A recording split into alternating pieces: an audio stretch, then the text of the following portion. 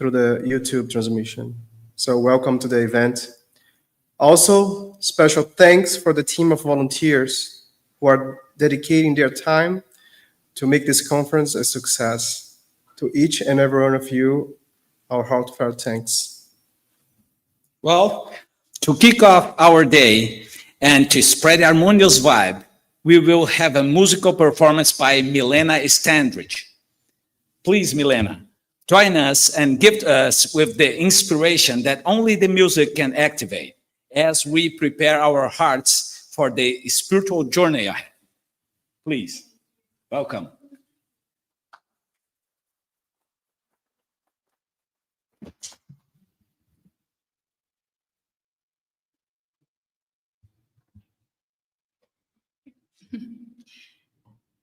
We're going to start with a song called He's With Us. It's a really nice song. I hope you guys enjoy following along with the nice message. It's a song that really helps me in difficult times. So here we go.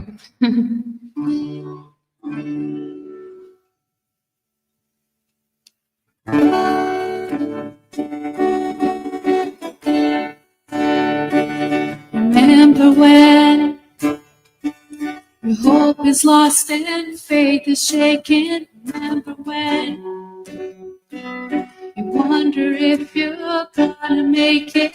As a hand stretched out through your deepest doubt, can't pretend to see the ending or what's coming up ahead. To know the story of tomorrow, but we can't stay close to the one who knows. We can trust our God. He knows what he's doing, though it might hurt now. We won't be ruined. Might seem there's an ocean in between, but he's holding on to you and me. And he's never gonna leave. No, he is with us. He is with us always, always. He's with us. He is with us always. We believe there's purpose, there's meaning, everything. We surrender to his leading. He wants nothing more than to have us close. We can trust our God. He knows what he's doing, though it might hurt now. We won't be ruined. We might see there's an ocean in between, but he's holding on to you and me. And he's never gonna leave. No, he is with us. He is with us always, always. He is with us. He is with us always. Our faith is real. Our hope is real. Come on, faith, we're not afraid. Our faith is real. Our hope is real. Come on, faith, we're not afraid. We're not afraid. He is with us. He is with us always, always. He is with us. He is with us always, always. He is with us. He is with us always, always. He is with us. He is with us. Our God is with us.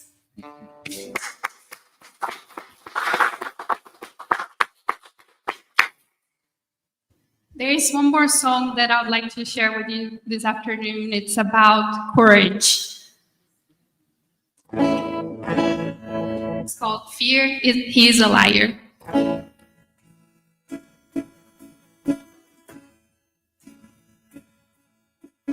When he told you you're not good enough. When he told you you're not right. When he told you you're not strong enough to put up a good fight. When he told you you're not worthy. When he told you you're not loved. When he told you you're not beautiful, that you'll never be enough. Fear, he is a liar. He'll take your breath, stop you in your steps. Fear, he is a liar. He'll rob your rest, steal your happiness, cast your fear in the fire. 'Cause fear, he is a liar. When he told you you were trouble, forever be alone. When he told you you should run away, never find a home. When he told you you were dirty and you should be ashamed. When he told you you could be the one that grace could never change. Oh, fear, he is a liar. He'll take your breath, stop you in your steps. Fear, he is a liar. He'll rob your rest, steal your happiness, cast your fear in the fire.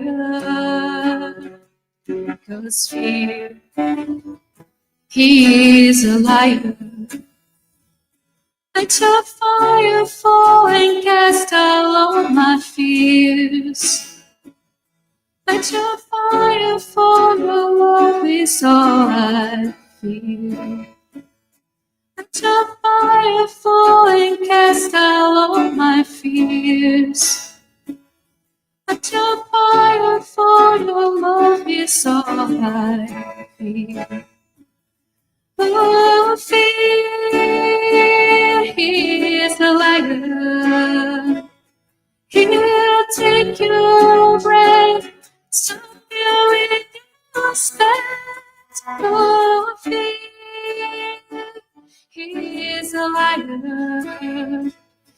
He'll rob your rest, steal your happiness, cast your fear in the fire. 'Cause fear, he is a liar.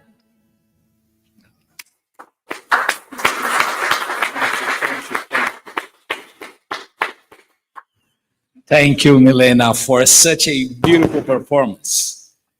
The theme chosen for this year is Divine Justice, celebrating 160 years of heaven and hell.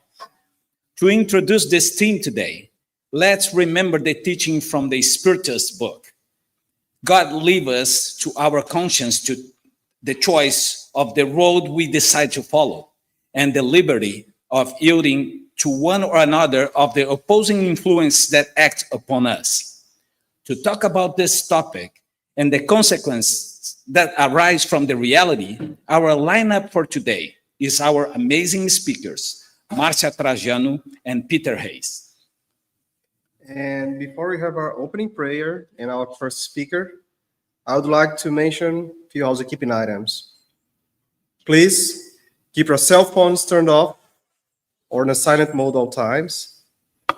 There will be a Q&A session in the end of the day, so also feel free to write down your questions and hand over to our volunteers.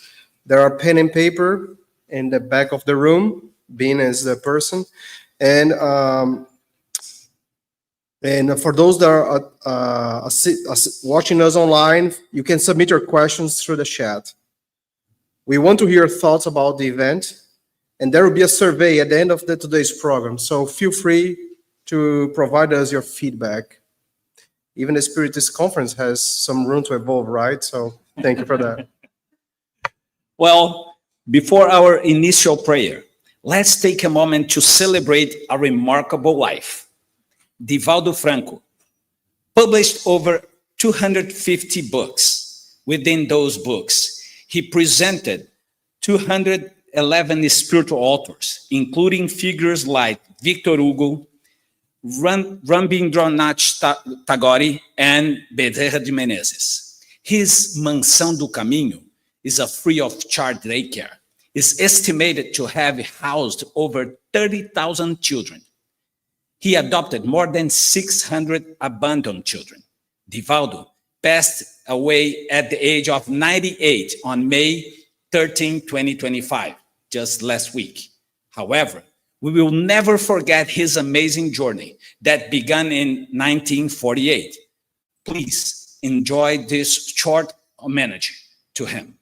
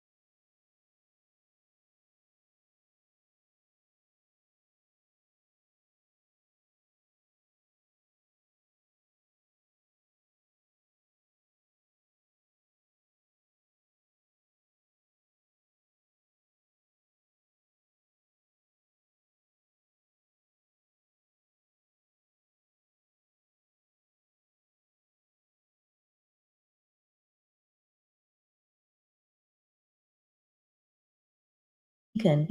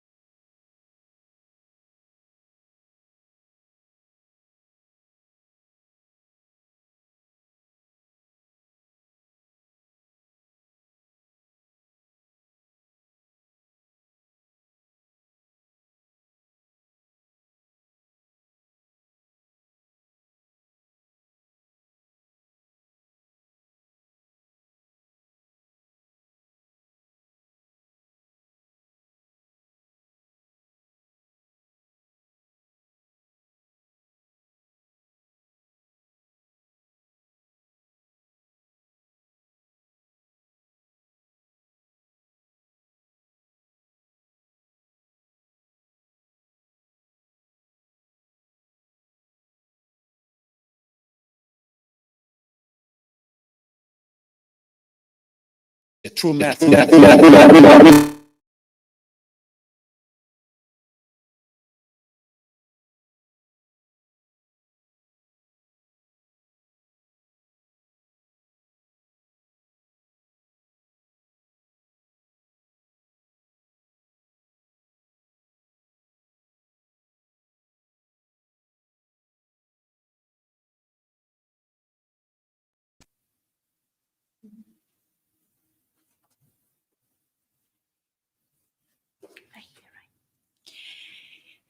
Good afternoon, everybody. I love Givaldo's smile.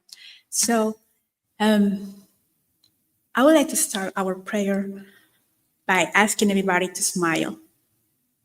That warm and subtle smile as a symbol of our opening to the knowledge we're about to embrace and our deep gratitude for this conference. Smile, close your eyes, let's close our eyes, and put your hands on your heart like this.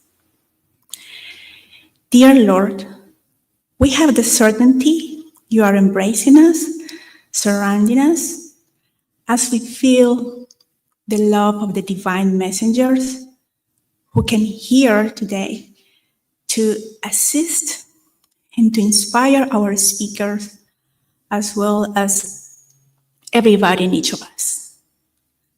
Lord, and good spirits, I humble ask you to extend your love, compassion, and understanding with those who were unable to join us today. So be it. So be it. Thank you, Diana, for such a touching prayer. We will continue our event by inviting our first speaker, Marcia Trajano, with the topic Suffering and Growth, Understanding the Life's Challenge Through the Lens of Divine Justice. Remember that we will have a Q&A section later, so you can either write down your questions or submit them here in person, or for those following us on YouTube, and send us in the chat window. Marcia is the president and co-founder of the Solitude Center for Spiritual Living, an organization dedicated to promoting Spiritism through the virtual platforms. With over 25 years of active participation in the Spiritist movement in the United States, Marcia is a speaker and a facilitator of story groups, both in English and Portuguese. Marcia currently works in the healthcare industry. Let's welcome Marcia to the stage.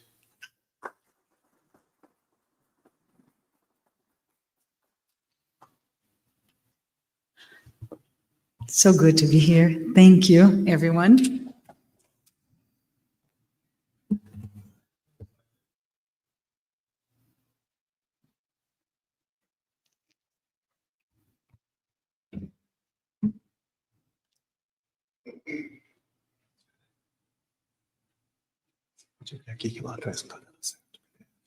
Okay. Here?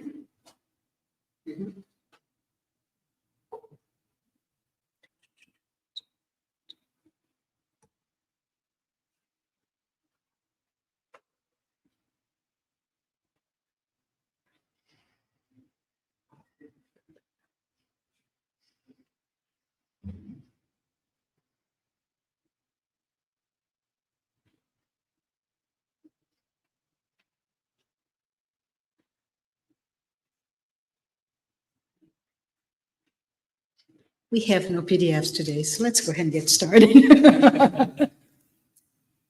Yeah. No.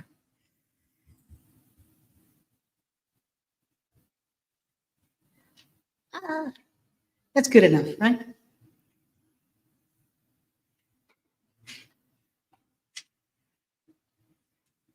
Is that okay? All right. So let's go ahead and get started. I just want to say that we're here today for a really interesting moment, which is to celebrate, right? We had that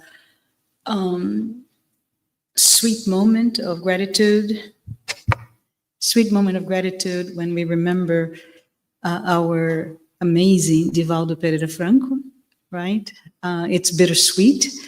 We will miss him, but what a great return for him to come back full of light and all the gratitude across the world. So I think this is an important message for all of us as we talk today about suffering and growth and understanding life's challenge. I'm going to go ahead and turn it off because It was just,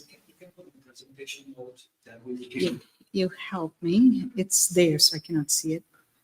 Oh, it's only there? I Yeah. can just put here on presentation mode. Where is the Mm, presentation? No. It's here. So here, it's there. So if I can Yeah, let me go. look at Yes, look at the mirror there. You fix it, I'll talk. How about that? Time is little. But we are online, so we need to give me a microphone. Oh, Otherwise, okay. people online and hear you. Can you see the presentation mode there? No. I'm gonna turn it Well, off. what's up to you? Yeah. What's up Yeah, to you? let's turn it off. There's just a few slides just to give a sense, nothing for you to read. So there we go.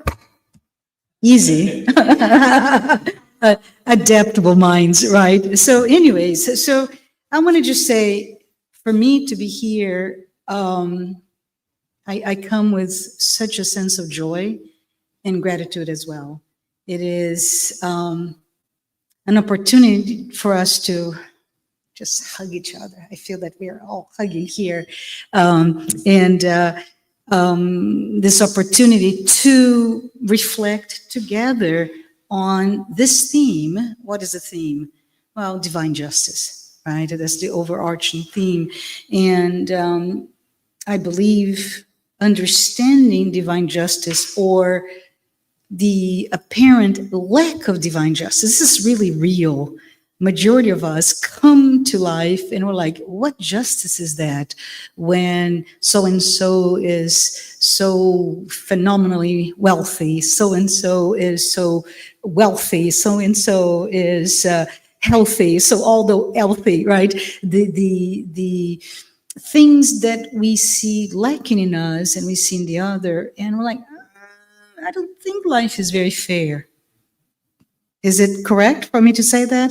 That's the number one question that we all think. And Spiritism brings to us this definitive answer on divine justice, that is a justice that is fair and it's divine, and we can see it. So when we think about us, and I would say we are about 8 billion people on the planet today. Let us all be completely sure that each and every one of those who are incarnated, right? We're not talking about the discarnated. We all are going through some source of pain and suffering, all of us. So we're talking about divine justice, fairness, but suffering, right? So that's the paradox of our discussion today. I want to first, before we dive in, say thank you. Each and every one of you who are here today, thank you. Thank you for choosing to be here, and for allowing me to share some of the thoughts that Spiritism brings to us.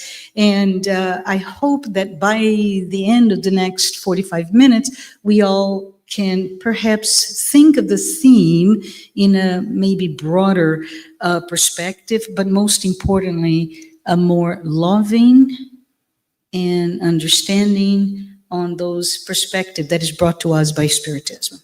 But when we explore divine justice and how Spiritism brings to us this concept, we want to say through the works by Allan Kardec, we want to be here to understand, because it will deepen our understanding of the moral and spiritual laws that govern. So laws is a big word when we talk about justice, right? We do this so that we can gain insights into how does it work? Is it really a system of punishment? Clue, it's not, right? Just a hint for all of us. It's not about punishment. And then if it's not about punishment, what is this for? Why do we go through all of those 8+ billion souls? Why do we have to suffer? Well, because it is a mechanism that propels us to grow and to evolve. And finally, for me, which is most significant, is the ability today to stop the noise, stop the scrolling, right? Stop all of our worries in life to think about divine justice. So it's all in itself.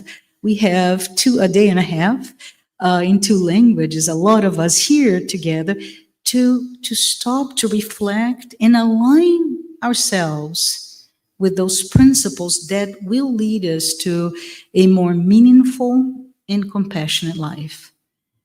And I think that's the reason we're here. But anyways, I had one slide that I wanted all of you to see. It's a quote from Heaven and Hell. I'm going to read it for you. And Kardec starts with, there is not a single, and before I even move on, I say, this is directed for all of you, not me, who have a mathematical mind, analytical mind. So Kardec says, there is not a single imperfection of the soul that does not carry with it its deplorable, inevitable consequences, and not a single good quality that is not worth the source of joy.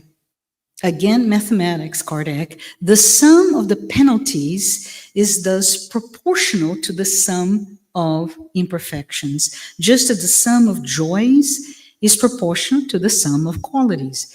The soul that has 10 imperfections, for example, suffers more than one that only has 3 or 4. No,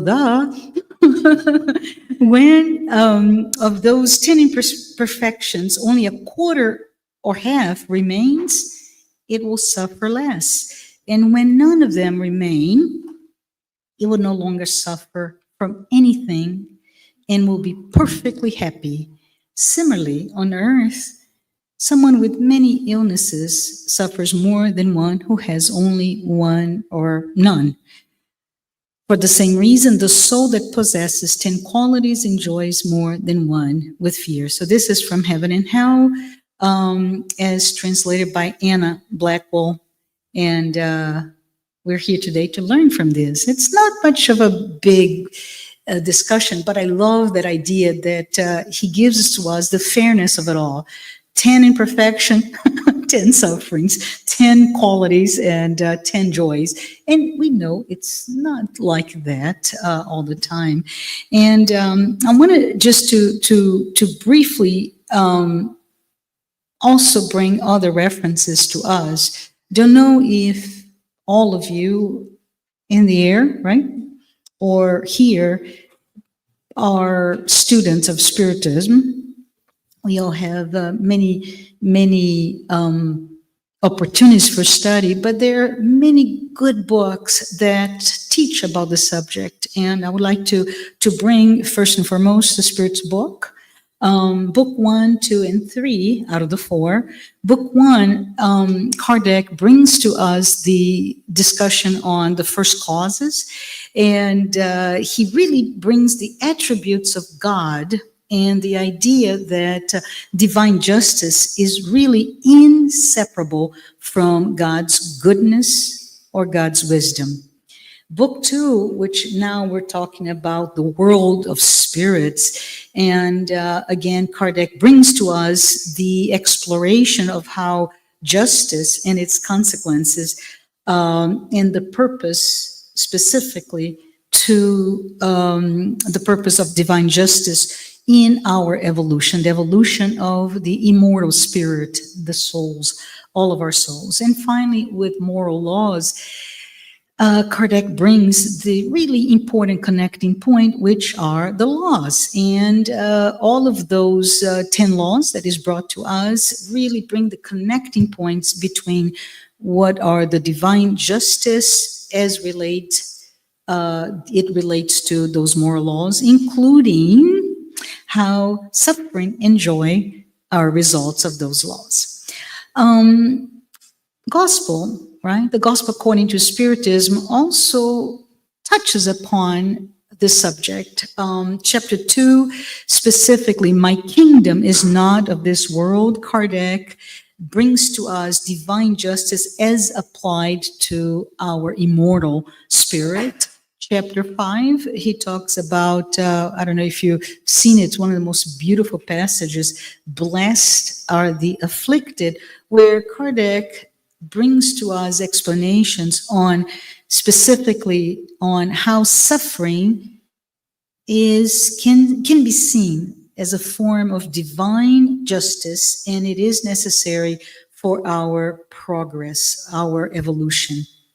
And finally, on that book, The Gospel According to Spiritism, chapter 6, the law of charity, which is really cool because now we're saying, okay, my kingdom's not of this world. Blessed I am if I am afflicted, but so what, right? What do I have to do with this?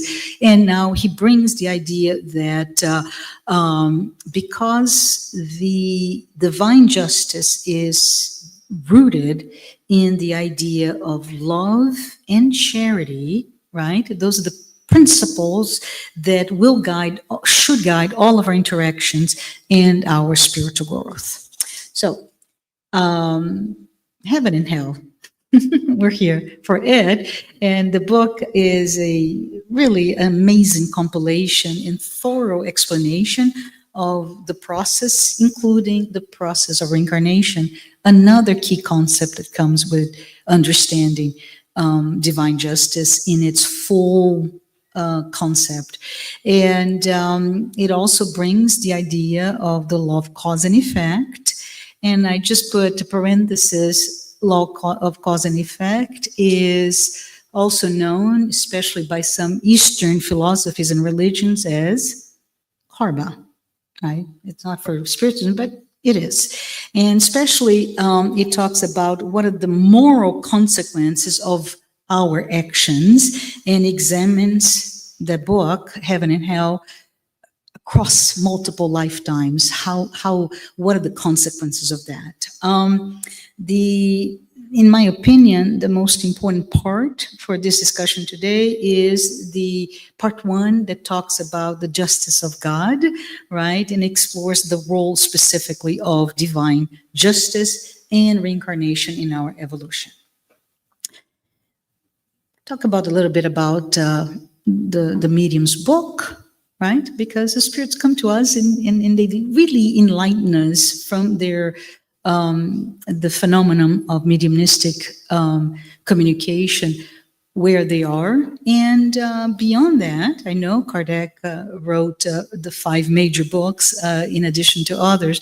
But then we have Chico Xavier, that along with Divaldo Franco really brought some very interesting case studies. So while we have the theoretical framework with Kardec, now we are within us, we are given very specific details on how does it really work, what we do today and how it reflects, so on and so forth. So some of the books that I would love to share with all of you are from André Louis' collection, Nosso Lar, Our Home, The Messengers, Liberation, Between Heaven and Hell, and Workers of Life Eternal. They are all there to teach us and dispel all the myths that we have of an unfair justice system. But because the concept of divine justice in Spiritism is deeply intertwined with the laws of nature, with the concept of reincarnation and our growth, his works are really important for all of us to, if we haven't read, for us to study, to get acquainted with. And I was going to say, John, next slide, but no slide today. We keep going, and we're going to talk a little bit more about the concept from a spiritist, right? And I mentioned before, it is a main idea here. It's not about punishment. It is a tool for our evolution. But if I say that, well, divine God, and what is God? Marcia, tell me more. I don't know what God is. And Spiritism calls God as this infinite, omnipotent, and just being, right? And so from that perspective, it is really inseparable. We cannot talk about divine justice without understanding God's goodness. And God's goodness is based on what? Love. It's based on mercy. And it's also based on a group of laws that will teach us on how to behave or not, right? And I'd love to say that most of all, this justice, this divine justice, is based on the saying, do unto others as you would have them do unto you. It's so simple, this whole concept, if you think about it. And but then we say, well, we talk about God, and yes, you're talking about Spiritism. What if I'm just a dilettante? I'm not a Spiritist. I don't know what you're talking about. Well, let's break it down, because according to world data, and this is an estimate, there are over 4,000 different religions or faith groups. Whew. So shall we spend the next 3 days talking about those religions? No, not today. But the latest data, and this is a 2022, basically describe the largest groups, and they're Christianity about 30%, a little bit over that, Islam around 25%, Hinduism 15%, Buddhism a little bit over 5%, and the remainder is between all the other 4,000, right? 39,995 groups that include Sikhism, Judaism, and even other indigenous religions in terms of self-professed religion in the data sense. But so we can say, yes, I'm sure each and every one of those religions have a slight different view. But one of the things that I just wanted to bring here to us is the fact that most of those religions agree in one thing: God is our creator. So that's what that's the basis of it all. God is our Father, is our creator. And Spiritism specifically speaks of God as the supreme intelligence, the first cause of all things. He's infinite in his perfection. He's eternal, immaterial, unique, omnipotent. I cannot say that. Omnipotent, and but good and just. And just keeps coming back. Whenever we talk about God and those attributes, justice is the one area that comes to us. And so we come to this conversation here, monologue at this point. We're going to go to a conversation later today. We get to the point of, but what is justice? Let's define very broadly. What is justice? And justice, dictionary definition is the quality of being just. Oh, mercy again, duh. But it is the quality also of being impartial, fair, and follow the principles of moral rightness based on ethics, law, and fairness. So it keeps coming back to fairness when we don't see in our very material, uneducated eyes fairness in all, but it keeps coming back. Justice really is all about the fair treatment of all of us individuals, the protection of our rights, the maintenance of social order. This is broadly speaking. And it's inalienable, the idea that it's the application of a number of laws to ensure that people will receive what they're due, right? Plus or minus, there is that due diligence there. And And I stopped to myself as I'm getting ready to come here today, and I'm thinking, but what do I think when I say justice? We're talking about human justice, right? And the words that come to my mind are terrible. Justice to me, human justice, is all about punishment, it's about sins, it's about transgressions, corrections, jail, all the bad things that we keep thinking as justice. And it's not, right? In addition to those, if we need to be corrected, we have those ideas. Justice also brings the words of fairness, as I said before, impartiality, accountability. That's the first time we talk about it, but that's what divine justice based on heaven and hell brings to us: accountability and delivering the consequences of appropriate consequences or benefits based on what we choose to do. And in safeguarding also, justice system is there to safeguard all of us to be well. So when I just conclude here or wrap it all up, we can see there are three different layers of justice or systems of justice. The legal justice, legal, yeah, courts and laws, all of that. We talk about social justice, and social justice is all about that availability of opportunities, of access to what gives us the ability to grow as a human being. And there's a third one that we're talking today, which is the divine justice. And I would just say real simply, it's anything that transcends our humanity, our human material eyes, that somehow oversees it all. And if we make a quick comparison between human and divine justice, we start to see that divine justice is anything that transcends our earthly material notions of right and wrong. And when we say that, because our notions of right and wrong is based on one life, and it's only based on material, palpable, tangible things, we start to see some differences there. And I just love the fact that whenever we talk about this topic, we are absolutely unable to proceed if we don't believe in reincarnation and if you don't believe in life beyond this corporeal existence. So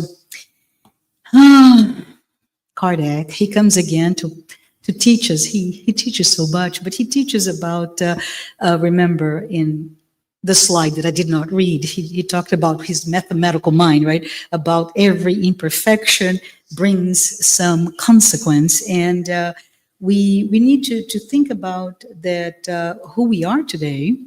And it's a reflection, an individual reflection of where we will be tomorrow, right? How can we do? And again, based on that paragraph from Heaven and Hell, we are confronted with the idea that the more imperfection, and I say, what do we mean by imperfection? Well, if we talk about classes or courses or books on inner transformation, we can say imperfection equals defects and vices. I even equal to flaws, my inability to do as much as I can. Those are my imperfections. And we see that the more we have, the more we are subject to suffer, and the more qualities, or again, from a inner transformation vocabulary, the more qualities means simply the more virtues, the better we are, then we start to see that we become healthier from a progress standing. So we start to see that the law of cause and effect is really important for us, because it goes back to that little word, accountability, because for us to understand the consequences of my actions, I must understand that it's inescapable. It's inevitable. Yeah. We can hide. We can run. We will be caught. We are absolutely accountable for everything that we do, that we think, that we say, and what we don't do as well. It's all on our little sheet of things that we're supposed to do. But remember that the more evolved we are, the less imperfection we have, because we are not perfect, but we are perfectible. We will be perfect one day. We all will be pure spirits. So key concepts: suffering, imperfection, right? Moral and growth and progress, the inevitability of our consequences to our actions, and this little law called cause and effect. And Kardec, in his work, really confirms to us that indeed, Marcia, and all of us here that think that there is no justice, divine justice is indeed fair, and it is indeed balanced, and our experiences as incarnated spirits or souls will lead to the outcomes of whatever we do. But the consoling message here is that we will, in a manner that will encourage us growth and improvement. Okay? So, in so many words, if I'm not doing what I could or should be doing, whatever that may be, I'll be accountable for that in a way that I will learn and grow and improve. Right? So think about, and this is, I'm betraying my age, right? When me and the people my age were kids, and we time out and we put there, what is that punishment doing? And maybe it is a moment of reflection. But let's think about God, our Father, our Creator. He has no interest in punishing for punishment's sake. It is all about, let me give you a chance for you now to reflect and move on. So it's very funny because our very human, very material mind is prone to think exclusively when we talk about this, I made a mistake, I need to pay, and I need to pay back, I need to repay, and we have to think about Jesus' message, because Jesus talked to us about a merciful Father, right? Whose mission is to put us in the right direction, to correct, to change our attitudes. And the symbol to that, I know Jesus, I know God, I'm blasphemy here, but the thing that comes to my mind is a GPS. Right? You put it in, my navigation, I need to be there, and the GPS will gives the fastest or the most direct route to get where I want to go. Does a GPS forces us to follow? No. So I'm crazy. I needed to be here by 1, but I decided to go the opposite. Well, let's go to a more scenic view. And the GPS says, oh, let me recalculate. It's going to take more time. Just kidding. I did not do that. But we then start looking at all the consequences of that. I can start to deviate and deviate and deviate. I may come to a point that I run out of gas, and either I lose my vehicle, or I'm vulnerable to hitchhiking, or worse, I walk back carrying the load of a car. And this is interesting because it kind of matches the idea of accountability. It's your choice, but there will be consequences, right? So as we know, God, Father, Creator, He's telling me right now, scratch all of you, scratch that idea of God, me, he's telling me, as a money lender. I am not, right? I don't care about your money or paying back or punishment. So I said, well, okay, God, I'm here with a microphone. What do I tell them? And he's telling me, well, we need to reinterpret the idea of paying back. And paying back to him is just correct, course correct, just like the GPS. The GPS does not say, hey, Marcia, I gave you the direction the first time, right? And you chose a different direction. Now I'm not going to give you anymore. No, it just recalculates and re-examines the consequence of the additional time, et cetera, et cetera. So that's all he says. He just wants us to think about, what do I need to do? And more than that, because he's a loving father, he told me to say that, right? He's a loving father. He's saying the best way is to also, yes, correct, but he's constantly giving us credit to help us, right? Help us repair, help us make amends, help us address those mistakes we made. How about that? That is a merciful father, right? Oh, it's back. Thank you. I think I'm on slide 6 or 5 or something. But anyways, if we think about it in our very limited human system of justice, some of our transgressions are, so how do I do? The right? Okay, got it. Oh,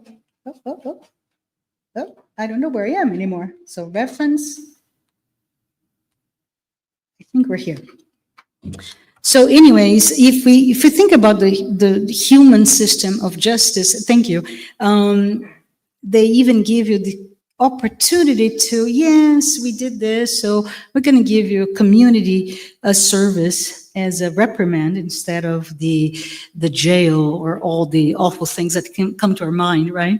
Can you imagine divine justice, our loving Father, he who is one that provides unconditional love? There will be many community service or opportunity for us. So divine justice as a wrapping up the subject it is indeed based on this unconditional love. It is based on also the idea of reincarnation or successive corporeal lives.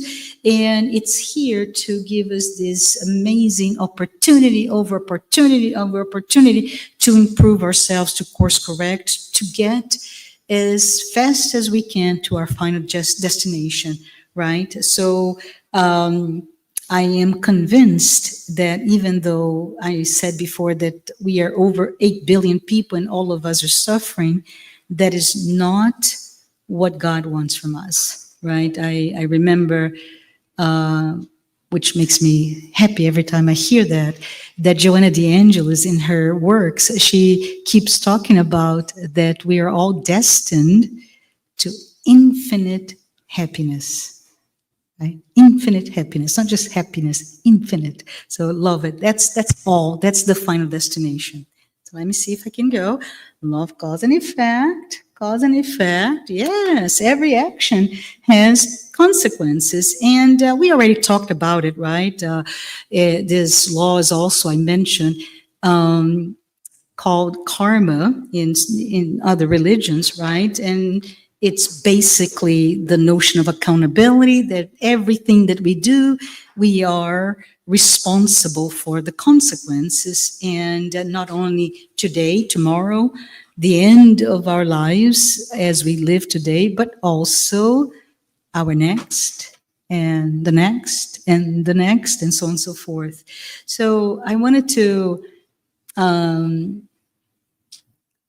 I want to take liberties with a well-known song by Tina Turner. And I'm going to say, what's karma got to do with it? Got to do with it? Well, karma, if we think about it, karma is a Sanskrit word, kar, to do, effect, karma, law of cause and effect, right? And it's again very much aligned with what we've been talking about it. And I go back now to Jesus. He did mention that to each according to their deeds. Matthew 16, verse 27 tells us, "For the Son of Man is going to come in his Father's glory with his angels, and then he will reward each person according to what they've done." Yes, Matthew. Yes, Jesus, all of you. I'm getting worried about my actions.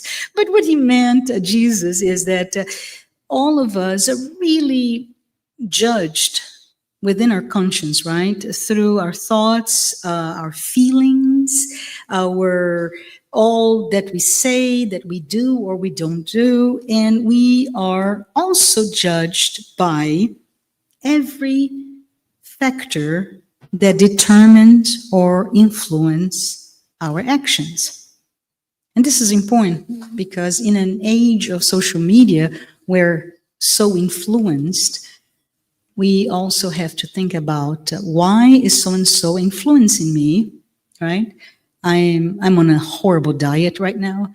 And if I see a TV ad with chocolate, yes, I will salivate. That's an influence. I'm still unable to overcome that, but so are other things. And I just wanted to take a second here to remember that today, what day is today? The 17th of May, 2025.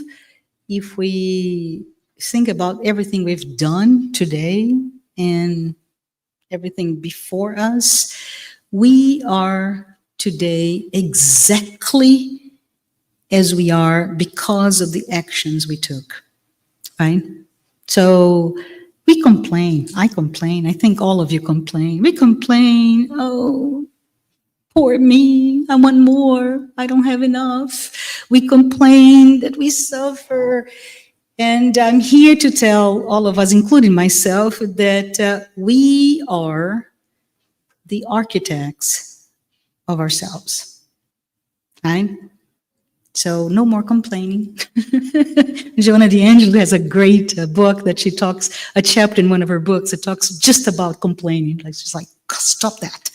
But anyways, Revelation 22:12 gives some other words on the same vein. And there we find that the words, "Look, I am coming soon. My reward is with me, and I'll give to each person according to what they've done." So again, the words are echoed. It's almost like, this is a broken record. No, I'm doing because it's important for all of us to learn. And the idea is we are where we are today because of what we've done, of what we thought. And the notion of our suffering is really related to our own assessment, right?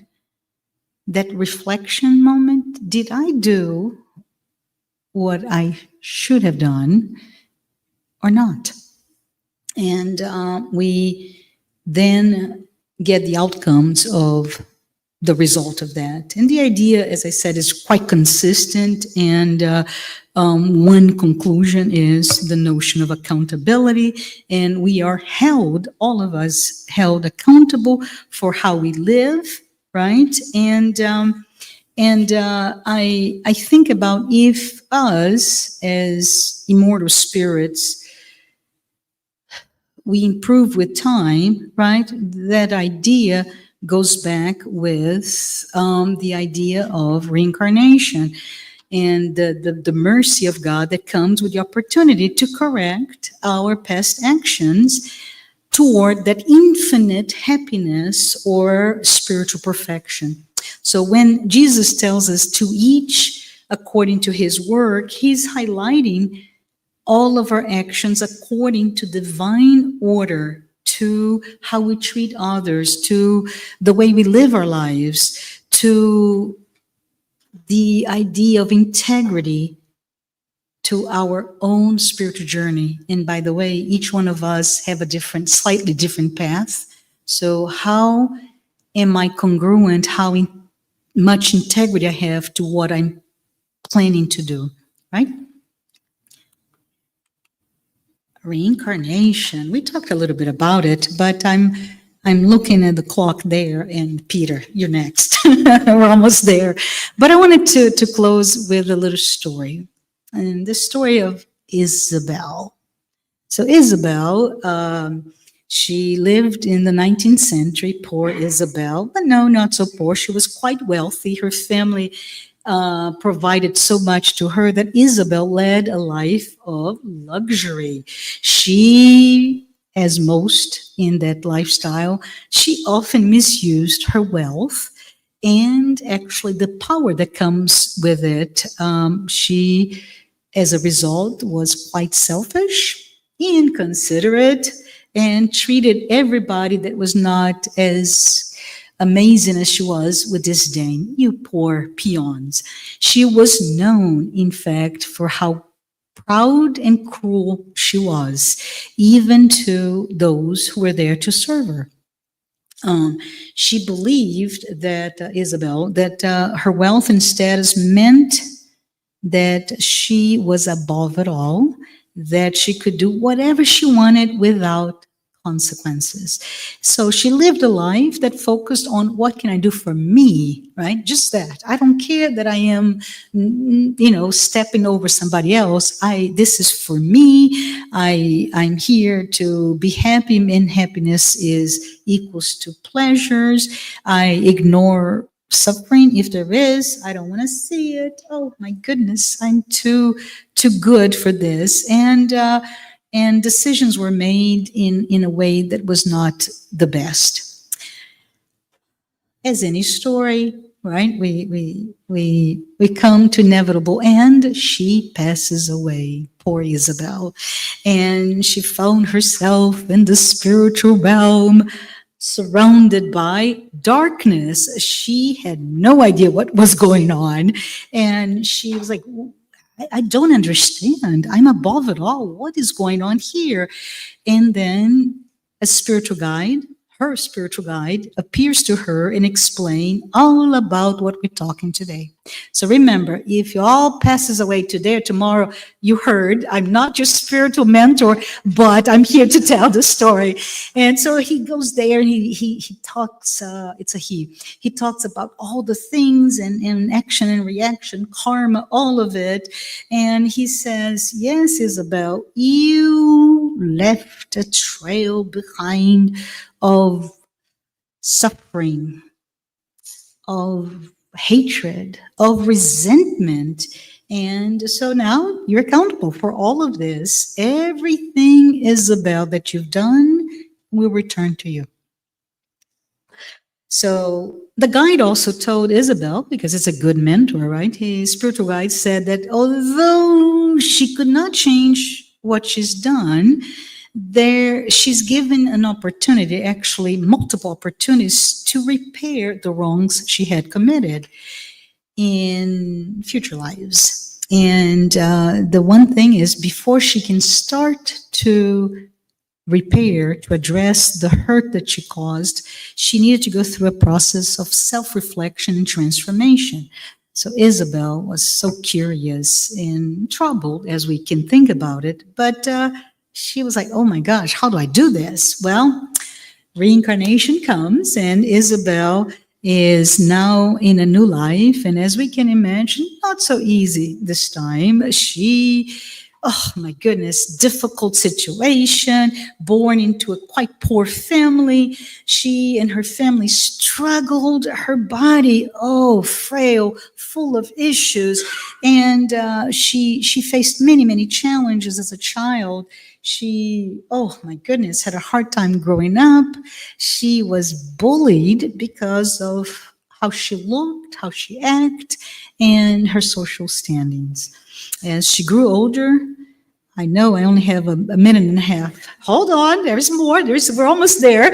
As she grew older, Isabel began to, So as she grew older, she started, the moment of reflection start to click. Oh, right, this is what it is. And I like to say it goes to a cellular level. She starts to understand what the spiritual guide was telling her in the spiritual dimension, and she couldn't quite grasp it. But living through that, she started to understand and transform. And boy, this Isabel's like Paul of Tarsus, because phew, she comes back and she go through all that she needs to go through. She accepts all the guidance, and yes, the spiritual guide comes through intuitions and dreams, and she starts to do, to serve, to work, to love, and she did that through empathy, humility, and kindness. And she learned. Yeah, she did learn. And when it comes time for her to redeem herself after many, many years of a lifetime of suffering, learning, helping others, but still suffering, she really reached a point of spiritual awakening, and she is transformed as her guide said she should be, and she was ready. Ha! We're almost there. She reincarnates again, and now she's ready because now she's peaceful, and she has a sense of deep spiritual fulfillment, right? She found herself, even before her next incarnation, in a much brighter spiritual realm, and her guide showed up, and she was ready. She could understand everything. So through her journey, she knew from her guide it was not complete, even though it was a difficult life. It was not complete. She needed to still continue to learn, and she understood the law of cause and effect that guided her through this last life, right? And she understood the need for her soul to evolve and the lessons that we all need to learn. So I'm here to say thank you. We'll talk some more about what are we learning today about divine justice. Thank you so very much.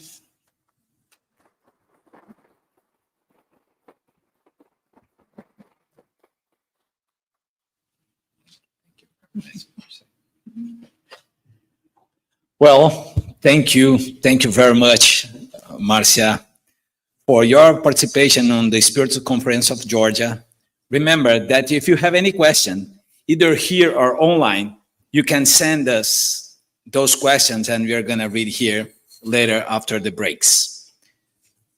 So our next speaker is Peter Hayes with the lecture Divine Justice and Personal Responsibility, How Our Choice Shape Our Spiritual Path. Peter's talk will be divided into two parts. He will present the first section at this time, and we will continue with the part two after the next break. Well, let's formally introduce you to Peter. Peter Hayes is a worker at a Spiritist group Love and Light in Newark, New Jersey, where he has been an active member of over 20 years. He is a regular participant on the Three-State Spirits Federation. In 2021, he joined the board of directors of the United States Spirits Federation as director of outreach. Peter has published several children's books with his wife, Brazilian author Beth Rosen, through their company, Sem Fronteiras Press, and with publishers in Brazil, Colombia, and United States. As always, remember, we will have a Q&A section after this lecture. So please write down your questions and submit them through the online chat. Please welcome Pete.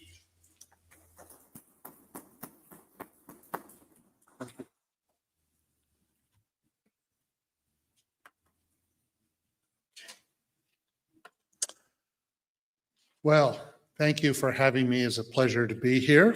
And congratulations on your beautiful space here. It's quite a lovely center, and I'm glad that my wife and I are glad to be visiting here for the first time. So, as was mentioned, we're going to talk about divine justice and personal responsibility in two parts. The first part's going to focus mainly on divine justice and what it is. Marcia certainly touched on some points, and I'll elaborate and probably say some slightly similar things too. And then the second part, part two, will be more on the personal responsibility part. So when we think about divine justice, here's one way to sum up what we mean by divine justice. That divine justice is based on the ways in which our actions, whatever they may be, will have consequences that shape our lives as we continue along our spiritual journey. In other words, our actions can be any number of things. They can be positive, they can be negative, and then the reaction, whatever the consequences are, come as a result of that.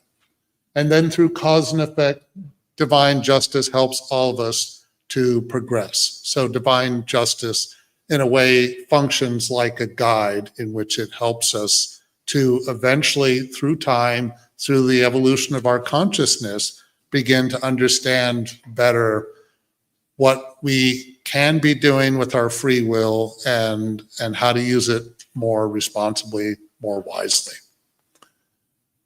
Divine justice is basically based on divine law. What is divine law? Divine law is all of the physical and moral laws that come from God. The physical laws are the ones that science can study, physics, the way biology, evolution, all of that is part of the physical laws. The moral laws are a little more elusive. We understand in many ways codes of conduct, but at the same time, the way in which the moral laws get played out can be a little more elusive, and I'm going to elaborate on that. But the moral laws are also based on the 10 commandments that were given to Moses. For instance, you should own, God is the God. There are no other gods besides God. This means don't worship multiple gods. The Hebrews certainly struggled with that over the centuries after receiving the commandments. It is also, you must do not kill, do not commit adultery, do not steal, do not bear false witness against your neighbor. Bearing false witness basically means don't lie, but you could also add things like gossip. Anytime we talk about somebody that in some way results in a distortion of them, that's a form of bearing false witness. And all of these have implications for what can happen to us in the future. Now, Jesus summarized the 10 commandments this way when he was asked. You shall love the Lord your God with all of your heart, all of your soul, and all of your might. This is in Matthew. It's also in Mark and in Luke. It's also in the Hebrew Bible, in Deuteronomy. That's where Jesus got this from. Deuteronomy is the 5th book in the Torah. The Torah is the first 5 books. In the Christian Bible, you say Old Testament, New Testament. The Old Testament is essentially the Hebrew Bible, and the first 5 books of that are the Torah. And in Deuteronomy chapter 6, verses 4 through 7, is where you shall love God with all your heart, all your soul, and all your might. If we think about this, if we love God with all of our heart, it means what? The heart is the way that opens us up and allows us to receive help from God, allows us to connect to divine law. When we talk about all of our soul, one way to understand that is the evolution of the soul, as the soul develops and expands over time. And with all of your might, free will, making an effort, something that's a constant ongoing process. And then Jesus mentioned the second commandment as being similar to the first, which is you shall love your neighbor as yourself. Very self-explanatory. If we love God with all of our heart, all of our soul, and all of our might, that means we love everything that God created, including our fellow human beings, which sometimes is not so easy, is it? But if we love God, then we love our neighbor as well. And again, this is a constant struggle that many of us go through, but hopefully in many ways it's not a constant struggle, but it's something we go back and forth with a great deal. Now, as was mentioned, is divine justice punitive? After all, if you look at the book Heaven and Hell, you see that word punishment get repeated a fair amount. I'm going to pull out some quotes later that will have spirits saying, so-and-so's punishment was this, and stuff like that. But it's like this. Divine law is based on the physical and moral laws of God. So it is simply a reaction to an action. Gravity is a physical law. Is gravity vindictive? Not really. What about the consequences of moral laws that we go through? It may feel that way in the beginning. Certainly, divine laws about accountability. But it's not ultimately about being vindictive or punishment from the idea. In other words, when we say punishment or eternal punishment, something the books Heaven and Hell flatly rejects, God is not a sadist. So it's important to keep in mind that if we're going through a consequence that may feel punitive, does it serve a purpose? Divine justice is very much about consequences. In other words, our actions do matter, but really when we think about consequence, we could ask the rather tricky question, what is really in our hearts right now? Do we know? Do we know everything that's truly within our hearts, within our very being? What are our deeper intentions? Whatever the answer to that question may be, we will see the consequences. It can be positive, it can be negative, it can be a complex combination of the two.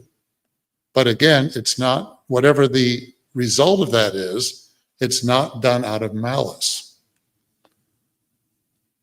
However, there are times when consequences might seem unfair. Marcia certainly commented on this.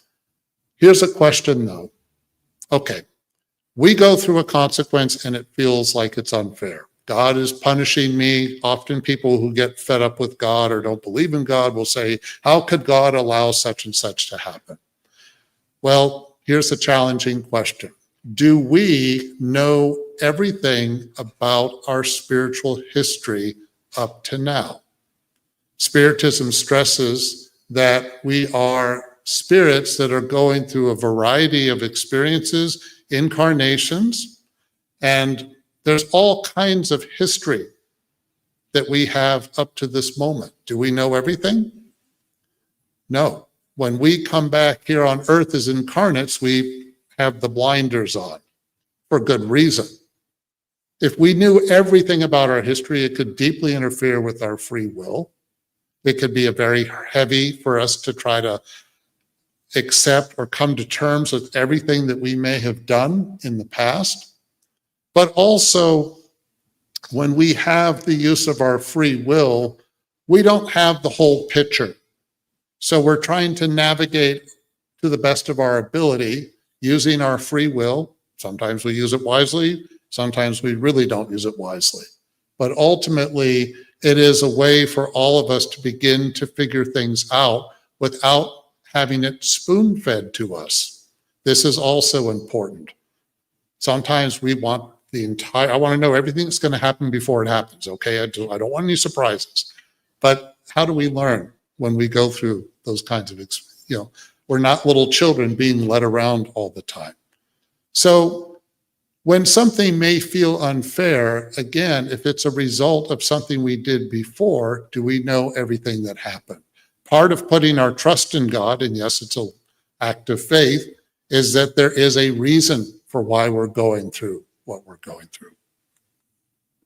Divine justice certainly allows us to redeem ourselves and to basically correct our past mistakes. This is, of course, where reincarnation comes in. Heaven and hell The book Heaven and Hell stresses a great deal that God is always giving us a new opportunity. This is an act of love. This is a way of us understanding and finding ways in which we're able to try again. If we make a mistake, the world doesn't come to an end. We may go through a consequence that's not very pleasant for a while, but it's not forever. We are able to try again. We're given a new opportunity. Now I'm going to give you an example of a spirit. As you may know, the first part of Heaven and Hell is more of a theological, abstract part of the book that talks about a variety of topics, divine justice, consequences, the future life, and all that. The second part is the specifics through a variety of testimony from a variety of spirits who had a variety of experiences. One person I used to study with suggested you read that part first, then you go back to the first part. So just a thought. But anyway, Antoine Bell is a spirit who gave testimony to the Parisian Spiritist Society. He was evoked. Antoine Bell was a spirit who committed suicide in 1865, so not long before Heaven and Hell came out. Antoine Bell was a cashier at a Canadian bank, law-abiding citizen, had a good reputation, considered honorable, smart. He also had a family. He had a wife, children, and yet what happened to him is the following.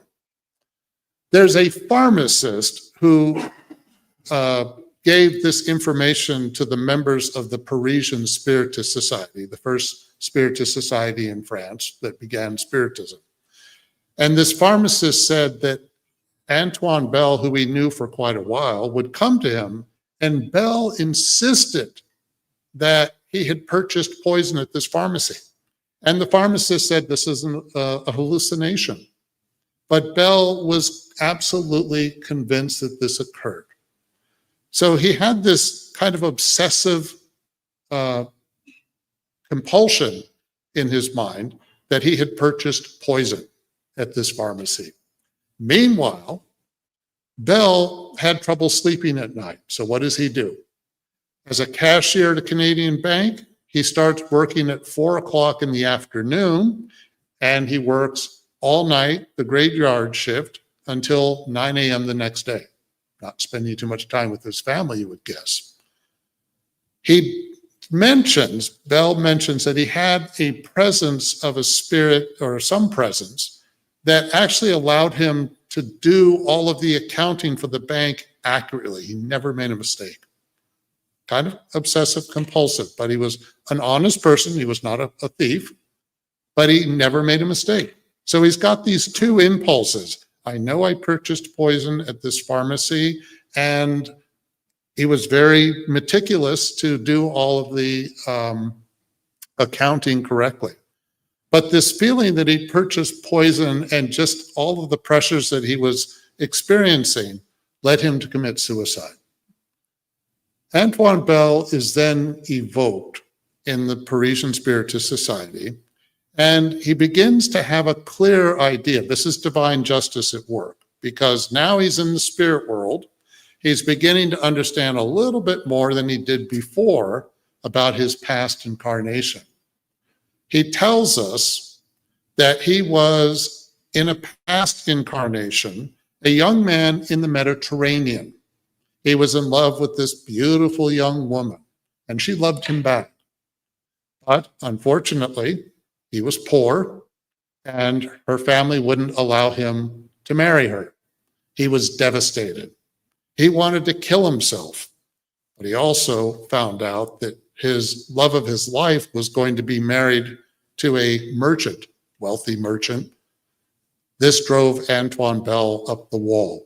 Not only did he want to kill himself, but he was also going to take out this rival suitor.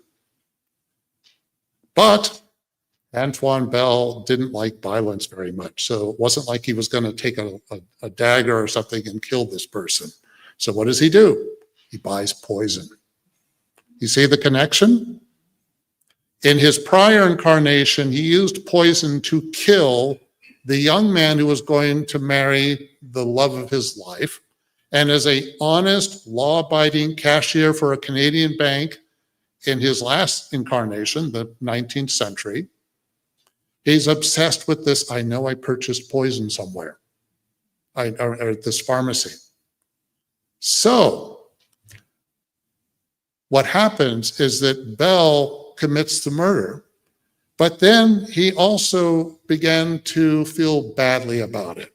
And what he tells us is that once he murdered this person with poison, the young man who was the object of who was going to marry his love of his life, something started to trouble him about it.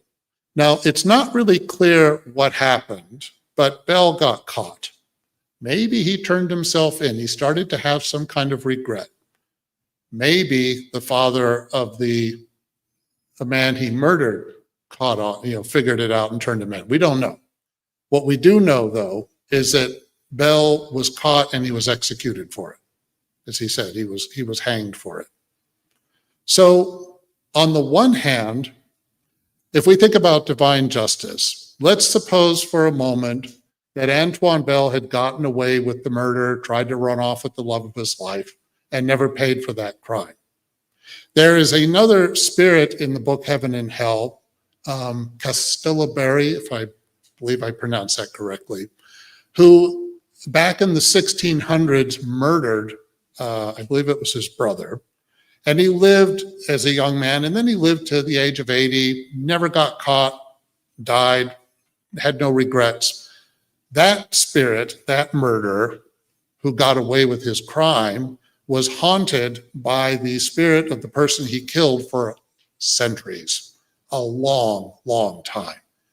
That's divine justice at work because this person was not willing to take responsibility for what he did. Now, Antoine Bell also had a similar kind of experience of being haunted. What he tells us is that he felt a lingering torment for his old crime. That happened in a couple of ways. First, he mentions that he too was as like all murderers, he tells us, he was subjected to the presence of the young man he poisoned for some time. But Bell also felt badly that he committed this crime. He tried to repent, he tried to pray. So what was he doing? He was asking for help. And as a result, Bell started to receive some help. So finally, he got released from the presence of this person that he killed. He wasn't constantly being reminded of the murder that he committed. This gives him merit. So when we talk about divine justice, this is an example where his efforts to try to acknowledge his guilt and have genuine remorse gave him some merit.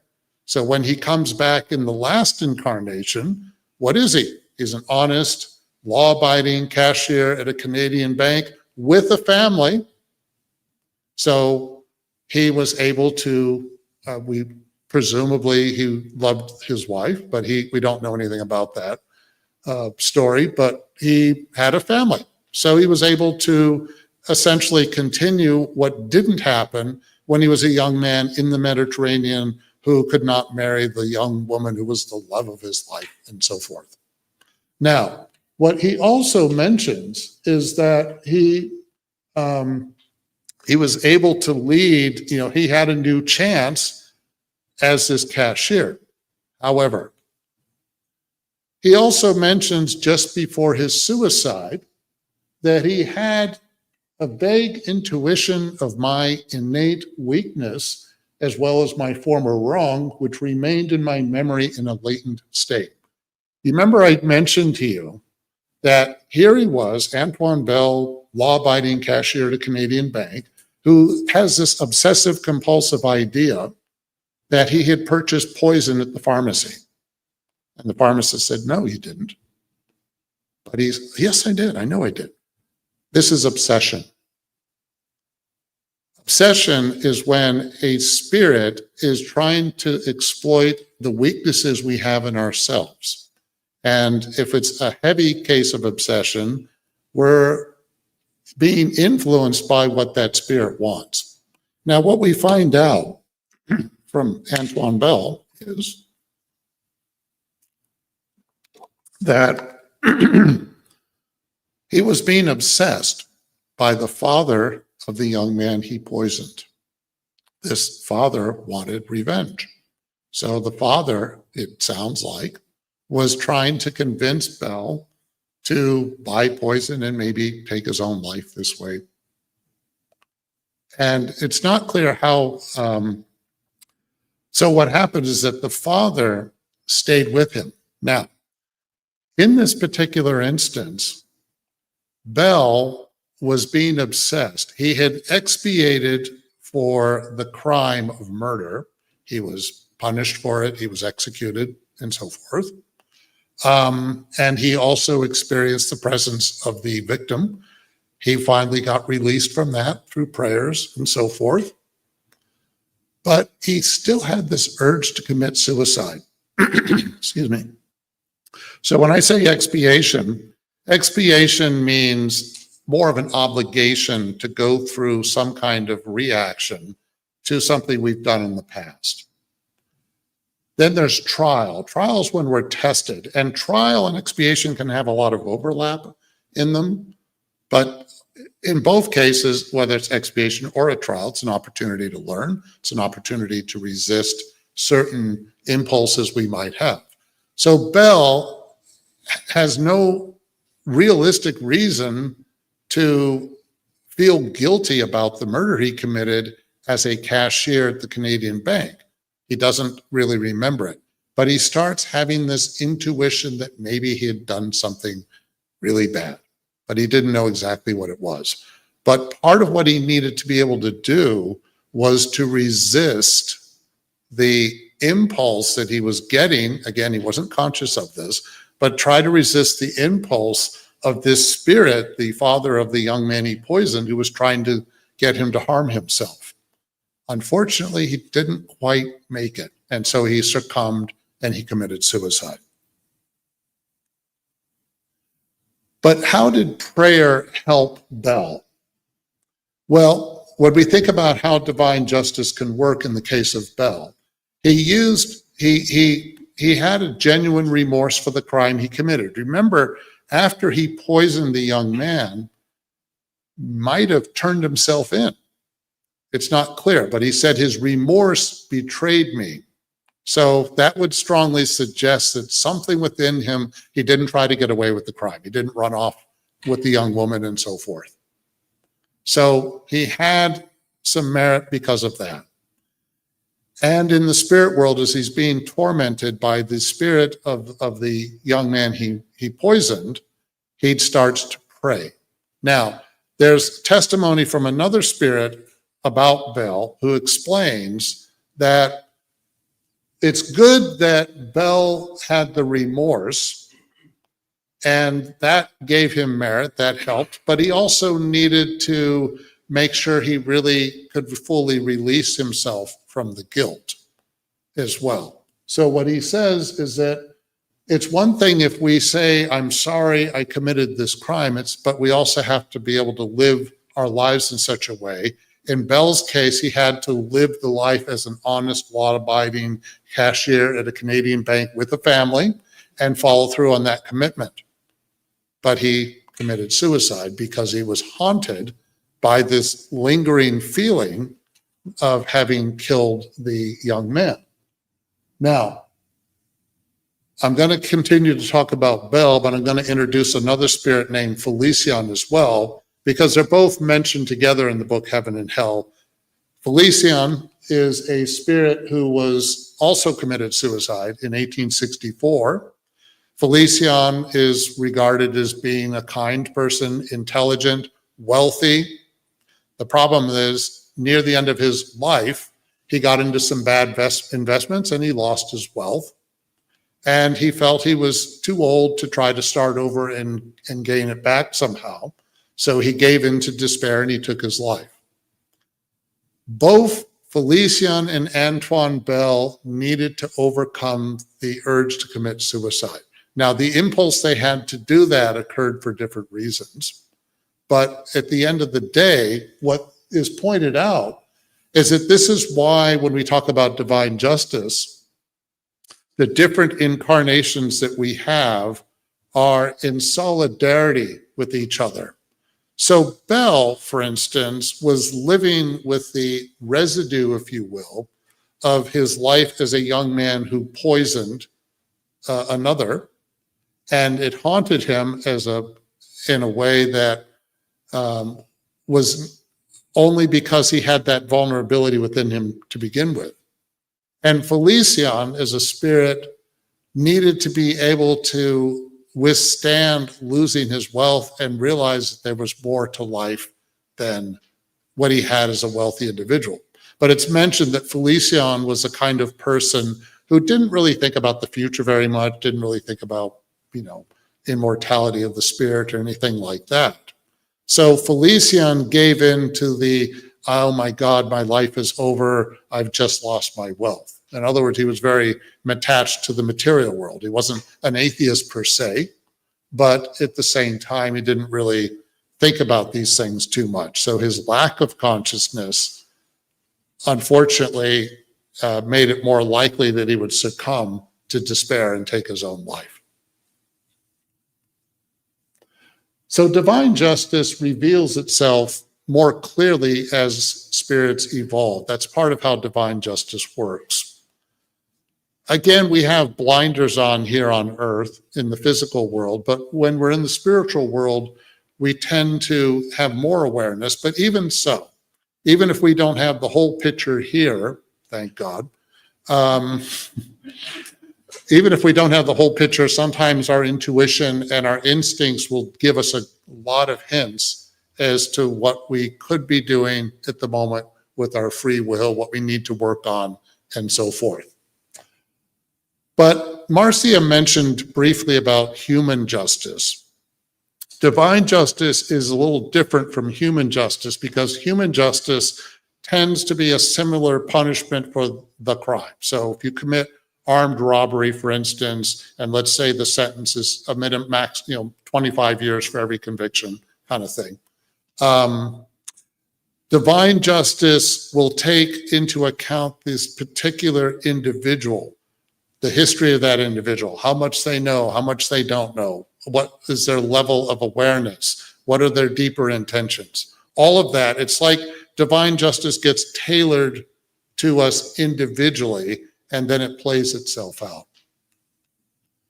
And divine justice continues not only in the spiritual world, but it's of course happening here too. We're going through, every one of us are going through consequences of some kind right now. They could be positive, they can be not so positive, but we're learning from all of these, and we're constantly, whether we know it or not, interacting with divine justice, if you will. We're in a collaboration with divine justice. In the spirit world, especially if you look at the testimony of the spirits in the book Heaven and Hell, you can see more clear examples of some of the things they're going through. And the consequences that we go through, whatever they may be, are really meant to be a big wake-up call. So rather than be angry, upset, I'm being punished, God is not fair, I'm a victim, etc., we can ask a more difficult question inward. Why is this happening? Why am I attracting the things that I seem to be attracting? If I get betrayed in relationships all the time, what is it about me that may be causing that? What's my part of that? Do I bear responsibility? We'll talk more about responsibility later. But part of the purpose of divine justice is for us, as we evolve and begin to understand that it exists, is to then look at ourselves, see where we really are, what do we need to do? Do you remember what Paul said to Jesus when he first encountered Jesus? Like this, he said, "What do you want me to do?" It was like a sudden flip. So in a way, Paul was well prepared for that moment. He was ready to serve. Are we ready to serve? Are we ready? Do we have the courage to look at ourselves? And when I say look at ourselves, I don't mean we need to beat ourselves up and say, I'm a terrible person. I've done this, this, and this. Rather, we look at ourselves as honestly as possible. What are my good qualities? What are my not so good qualities? And the more we have consciousness, the books of Joanna de Angelis stress this constantly. Consciousness, consciousness, consciousness. It's essential for all of us to navigate our way through the journeys that we're on. So divine justice also, when you think about it this way, it's a way of restoring harmony. We're born simple and ignorant, Spiritism tells us. We engage in all kinds of actions. Some are positive, perhaps many in the past were not so positive. Antoine Bell had harmony restored a little bit more, not perfectly, but certainly some harmony, as a consequence of being that angry, jealous, suicidal young man who lost the love of his life. One could ask, did he really know what love was? Maybe not. But he began to mature more. So consequences, even though they may be unpleasant, are ultimately about restoring harmony. Now, divine justice is not always played out in ways that may be, shall we say, a little heavy, because Antoine Bell's situation was kind of heavy. But there was a spirit at the very beginning of part 2 of the book, Heaven and Hell, named Mr. Sanson. Mr. Sanson was actually a member of the Parisian Spiritist Society. So he knew Kardec and he knew all of the first members of the Parisian Spiritist Society. And Mr. Sanson, not only was he a Spiritist, but he really he embraced the principles of Spiritism in his life as much as he could. And what we're told is that he was very ill for the last year, a little bit longer than that. And while he was really ill, he was not able to participate in much of anything. So he was probably bedridden. And he wrote to the president of the Parisian Spiritist Society with one request. He said, when I disincarnate, as quickly as possible, can you please try to evoke me, and I'll be happy to tell you as much as I can about what my experiences are in crossing over from this world, the physical world, into the non-physical world. So what happens? The members of the Parisian Spiritist Society granted him his request. They go to the mortuary where the body of Mr. Sanson is being held and is going to be buried a few hours later, and they evoke him at the mortuary. Not something we usually do in Spiritism these days, but anyway, it was the earlier time. So they evoke him, and they were quite pleased with what he was telling them. Basically, what they said was that he described the moments of his transition and that he had been able to witness his own death and rebirth, and that was a rather unusual circumstance. The Spirit's book, the first book in the codification, talks about spirit confusion. Spirit confusion is normal. Normally, even if we're, trying to be good Spiritists, we shouldn't be surprised if in the very beginning, for a while, we might have some confusion. It's important not to panic during moments of that, but just sort of go with it and allow ourselves to feel that, because in a way, it's like you've been in a really, really deep sleep. You ever had that experience where you take a really deep, deep nap and you wake up and you're kind of, a little groggy? Well, it's like that, but depending upon the spirit, that could be for a little while. It could be a few hours, a few days, a few weeks, a few months, perhaps a few years, depending upon the spirit's attitude towards the future life. Antoine Bell actually had lucidity rather quickly. And what he mentions is he said that my transition from earth life to the spirit life might have made everything incomprehensible, because we sometimes remain many days without our lucidity, but then he said, before dying, so he knew his time was short, so he had time to prepare. And he said that I asked him to allow me to speak to those whom I wish well, and he heard me.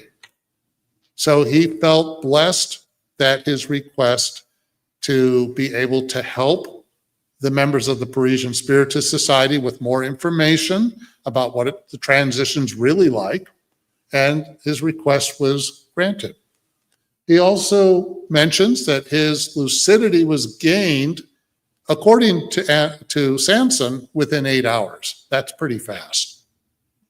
So he mentions, God, I repeat, has given me proof of his goodness. So he was convinced. He already had faith in God. If we think before about what I said, you must love God with all of your heart, all of your will, all of your soul, all of your might. I think it's safe to say Mr. Sanson really tried to take that and embody that in his existence. And then the result was he was able to have lucidity rather quickly. In other words, he didn't fight divine law. He seemed to know something about it, and he accepted it. He gave himself over to it. That makes a difference. And then he mentions, he deemed me more worthy than I actually am, and I could never thank him as I should. Now, interestingly, this would suggest that Mr. Sanson had humility and that it was genuine. We're not told in the commentary about him that he was a slacker, as it were. He felt like he could have done more in the time he had. He wished he had done more for the Parisian Society. He wasn't able to. Maybe he didn't when he was healthier. That's not clear. But it's not, but at the same time, and Mr. Sanson can read the thoughts of those who have evoked him in the mortuary, and he can see that they actually have very positive thoughts towards him. They saw him as a really upstanding, kind, compassionate individual, and they liked him. And he was thankful for that. And he says, thank you for your thoughts, your positive thoughts, which I can all read now, and so forth. So he really appreciated that. Again, we can assume that his humility is genuine and it's not an act. If it were an act, this may not have happened.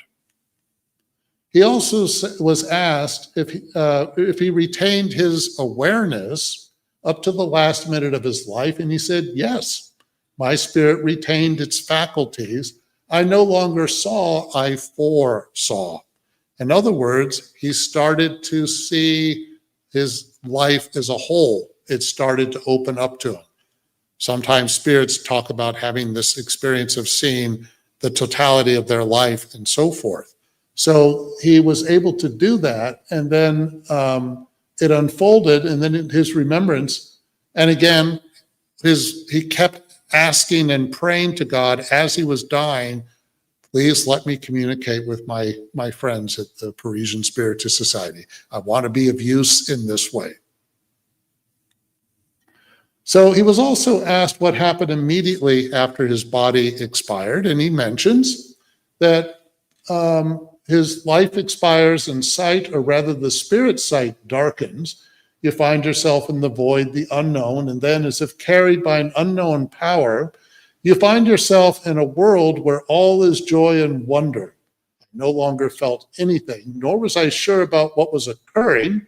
Nevertheless, an ineffable happiness surrounded me, and I no longer felt the grip of pain. Remember, Mr. Sanson was ill for the last year or more, probably very uncomfortable, in a lot of pain. It's mentioned that he really couldn't enjoy the physical life anymore. Whatever he did before, he really wasn't able to enjoy all that. So he went through a lot of physical pain, but he didn't become angry or bitter as a result. And he put his trust in God, put his trust in the transition. He didn't panic, as far as we know. And this helped him to gain lucidity rather quickly. And again, he felt genuinely happy. So he felt more at peace. Later, during at the cemetery, while he's being buried, he gives passivity again to a medium there. And again, this is not too common these days in Spiritism, but there you go. And what he mentions is he's now offering some advice. Again, he has even a little bit more time than he did after the mortuary, so perhaps he has a little more lucidity at this moment.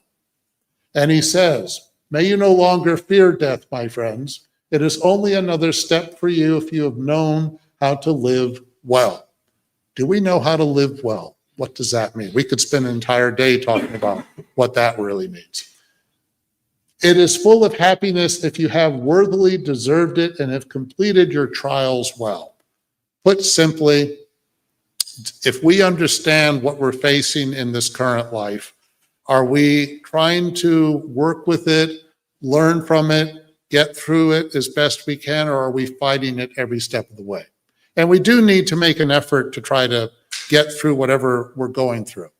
I believe it's the Gospel according to Spiritism says, if you're sick, call a doctor. So we shouldn't misunderstand this point. Oh, I must suffer because it's good for me and I'm gonna, no.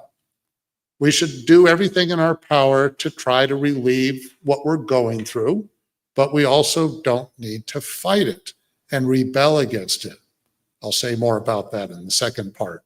But it's important that whatever we're going through, we understand that maybe there's a purpose to this and things will be better.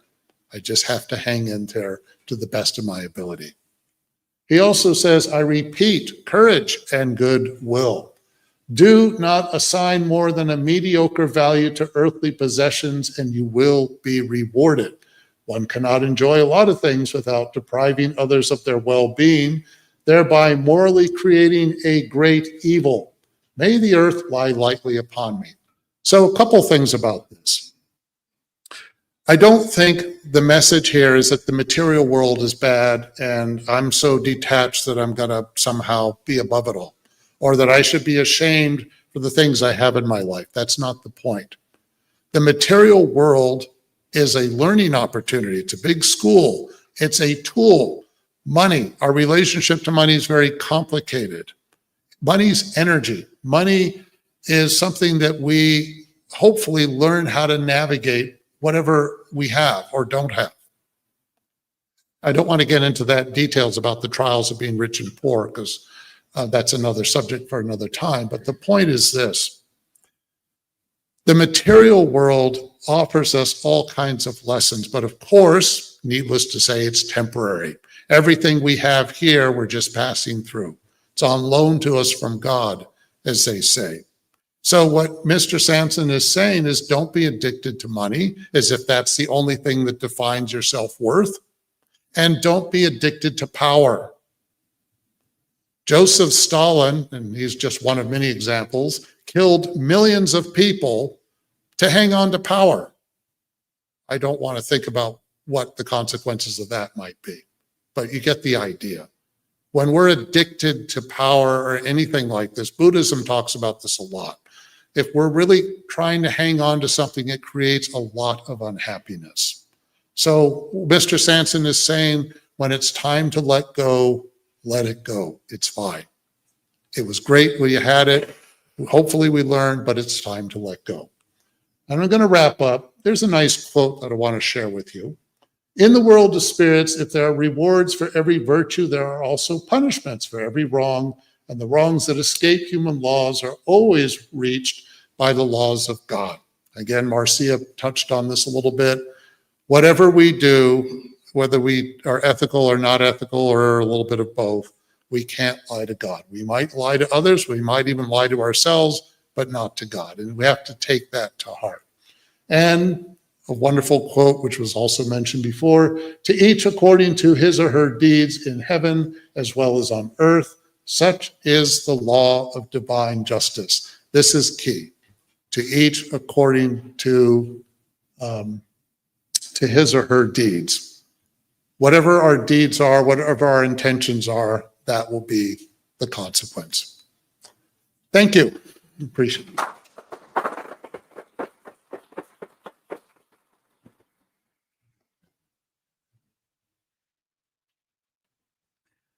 Thank you, Peter, for the deep thoughts. We will continue with you on part 2 after the break.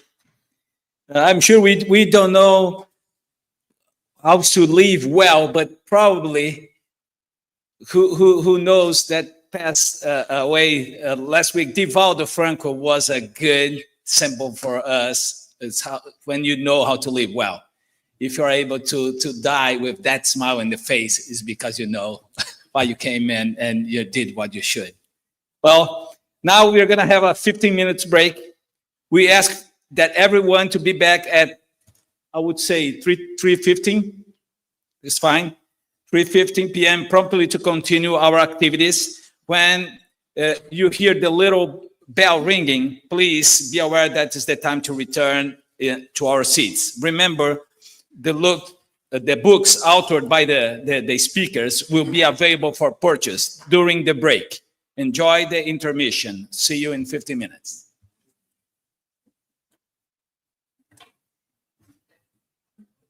Okay, coffee served to our left. Over here, there's a tea for the ones not aware of that. There's coffee and lovely young things outside to your left. If you have questions, ready? They look at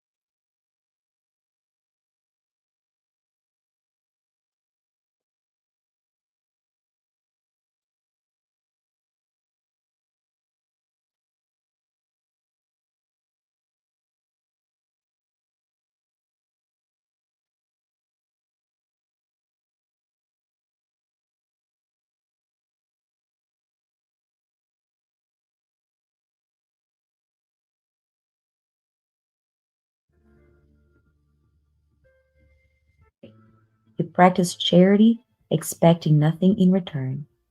He helped everyone with an open.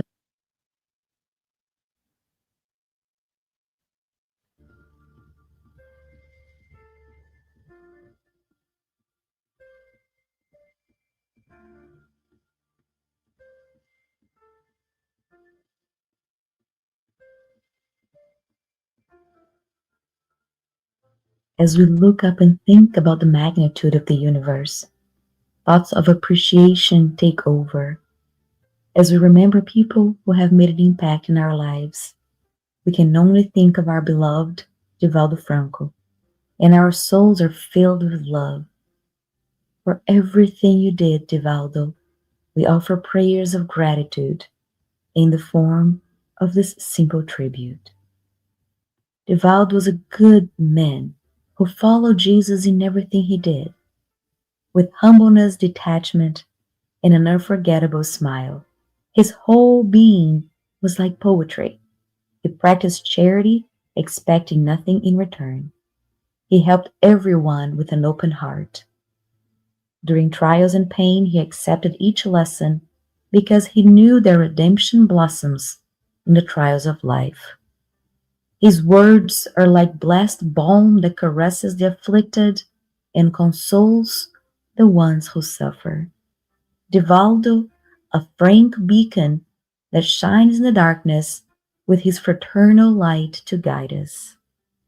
He became an example of hope, love, justice, and left a legacy of kindness and peace. Divaldo led crowds to get to know Jesus, helped those in need through the consolation that Spiritism brings us. With his words, he touched suffering hearts, always loving, instructing, and blessing us.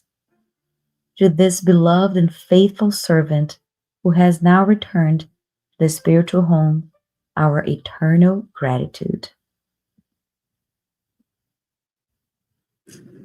Queridos irmãos, caras amigas.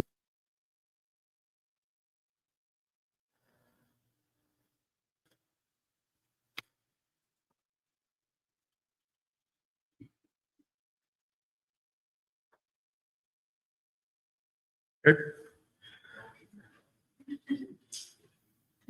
So we are back with our Spiritist Conference of Georgia. We'll have now the part 2 of Peter Hayes' lecture, Divine Justice, Personal Responsibility. So how our choices shape our spiritual path. One more reminder, please. Share your Q&As as we are going to have a session after this lecture. So write down your questions and submit them through the online chat or to our colleagues like being on the back of the room. Let's welcome Peter again back to the podium.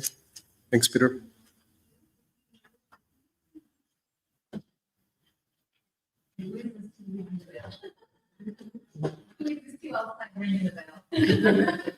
He's trying really hard. Should I wait a moment or? Well, just to kill a moment. Since Divaldo Franco passed, I just thought I would mention that at the Tri-State Spiritist Federation, the area where I am, where I reside, the Tri-State Spiritist Federation covers New Jersey, New York, and Connecticut. And we were pleased to be able to have Divaldo Franco at the United Nations, which was his last visit to the New York City area.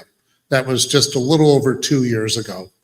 I had the pleasure of introducing him. I couldn't really talk to Divaldo Franco too much because he didn't speak much English, but we did at least have a nice greeting, and I was able to introduce him and stay with him as he spoke. He was supposed to appear in New York 4 years ago, but it was March of 2020, and it was just as the pandemic was hitting, and even he said we shouldn't do this. So we all agreed we needed to postpone. And fortunately, he was very determined to, I think, try to get up one more time. He went to Florida. Some of you may have gone for that conference. And then he went to New York, and then he went up to Boston after that. So it was a pleasure to have him with us one more time there. So, okay. So as I mentioned before, in part one, I talked mainly about divine justice and what it is. And since this talk is about divine justice and personal responsibility, we're now going to focus on the second part of that title, which is part two, personal responsibility. And I'm going to start with a couple of questions as a way to sort of focus this, which is, the first one is, if we think about personal responsibility, what do I have at stake in all this when I think about divine justice? And the other one is, what is my side of the equation of divine justice? After all, I don't know everything there is to know about divine justice. I have no idea what the totality of my spiritual journey is, etc. So, but what's my side of the equation? Well, I'm going to focus on the first one, what do I have at stake, by asking some additional questions. I like to focus on these next questions because if I'm ever trying to explain Spiritism to somebody who's not familiar with it, I think there's two general things one has to at least have a belief in or a connection to. The first one is, do I believe in God? That helps, I think. And the second is, do I believe I have an immortal spirit that will continue after this life and is subject to divine justice? If I believe in God, I therefore believe I'm open to divine justice, to consequence, cause and effect, everything that governs our experience. I have that orientation. I think it was Guillermo and I were just talking a moment ago. What if you don't believe in God? I'm going to say more about that later. But you still are an ethical person. Wonderful. You know, I think it's very commendable if somebody doesn't necessarily believe in God, but they still try to lead an ethical life and they take that very seriously. But for Spiritist's sake, I think believing in God makes a huge difference as to how we experience the world, how we feel about the world and our relationship to it. And also that we are an immortal spirit and that that's how we see ourselves. As far as, now, if we say yes to both of those questions, yes, I believe in God, yes, I am an immortal spirit that is subject to incarnations, I'm subject to divine justice. If I believe in both of those, and I say yes, what's the answer to what do I have at stake? The answer is everything. Everything I do is at stake because everything I think, everything I try to do, it all is part of the equation, so to speak. Spiritism can be a little scary in a variety of ways, perhaps, but one of them might be the thought that our thoughts make a difference. You know, oh goody. So every thought I have might count in some way. Yes, it might. It might. In fact, it probably will. So we have to be very mindful of everything that we do. What do I have at stake? Everything. There's a section of the book Heaven and Hell called the Penal Code of the Future Life, and it basically says, since God's justice is infinite, good and evil are strictly taken into account. If there's not one evil act, one evil thought that does not bring fatal consequences, neither is there one single meritorious act, one good movement of the soul, or the smallest merit that will be lost. In other words, everything we do that's positive also counts. It's not wasted. It's like a little storage bank. Our good deeds, but then our not so good deeds also get counted too. So it's all, again, part of the mix. It's a rather complex weighting of both as to how it gets played out as we go forward. It then goes on to say, even for the worst person on the planet, if that person has done one thing that's good, it's an opening. It's a start. So Of course, we're all going to make mistakes. Sometimes we really misuse our free will and we do some really bad things. But if we have a good quality, maybe a few good qualities, and maybe we're starting to make an effort, that can be the beginning of a new direction that we could go in. Now, if we go back to the other question that I raised at the beginning, what is my side of the equation of divine justice? Well, the answer is kind of similar to the other one. Everything I can do that is within my power. We human beings are given the capacity to increase our intelligence. We're given the capacity to increase our free will. We have the ability to problem solve. We're products of physical evolution. We are products of spiritual evolution. We have all of these gifts and all of these abilities. Do we know how to use them fully? I'm sure we often fall short, but that's okay. It's understood we're going to fall short. But as we try to move forward, what can we do within our power? Well, one would be the ability to learn and expand our consciousness. Everything we go through every single day can be a learning opportunity. And the more we learn from our actions, the more we learn from our experiences, the more we can begin to increase our consciousness. The more we increase our consciousness, eventually that, over time, through trial and error, that will help us a great deal. The consequences we face match the level of our consciousness. What does that mean? Well, whatever we go through as a reaction, what's taken into account is what awareness we had at the moment. What are our deeper intentions? Did I really know what I was doing when I did such and such? You remember Jesus on the cross in Luke, I think it is, he said, "Forgive them, Father, they know not what they do." That was probably a truthful statement in many cases. People were ignorant. Well, that's taken into account. Doesn't mean there aren't consequences to being ignorant, but it's not as bad as if we know exactly what we're doing and we do it anyways. That's different. As we evolve and we have a greater awareness, this is basically what I just said, that we become more responsible for our actions. This is perhaps one of the scarier things about Spiritism, which is the more we know, the more responsibility we have. And yes, that means we can't make excuses and we shouldn't have to, And this leads to another point. That is, as we have more awareness, more knowledge, do we also have the courage and the willingness to accept whatever responsibility we have to face? One thing Spiritism stresses is that whatever problems we're facing right now, they're within our capacity to handle them. It may not feel that way sometimes, I get that.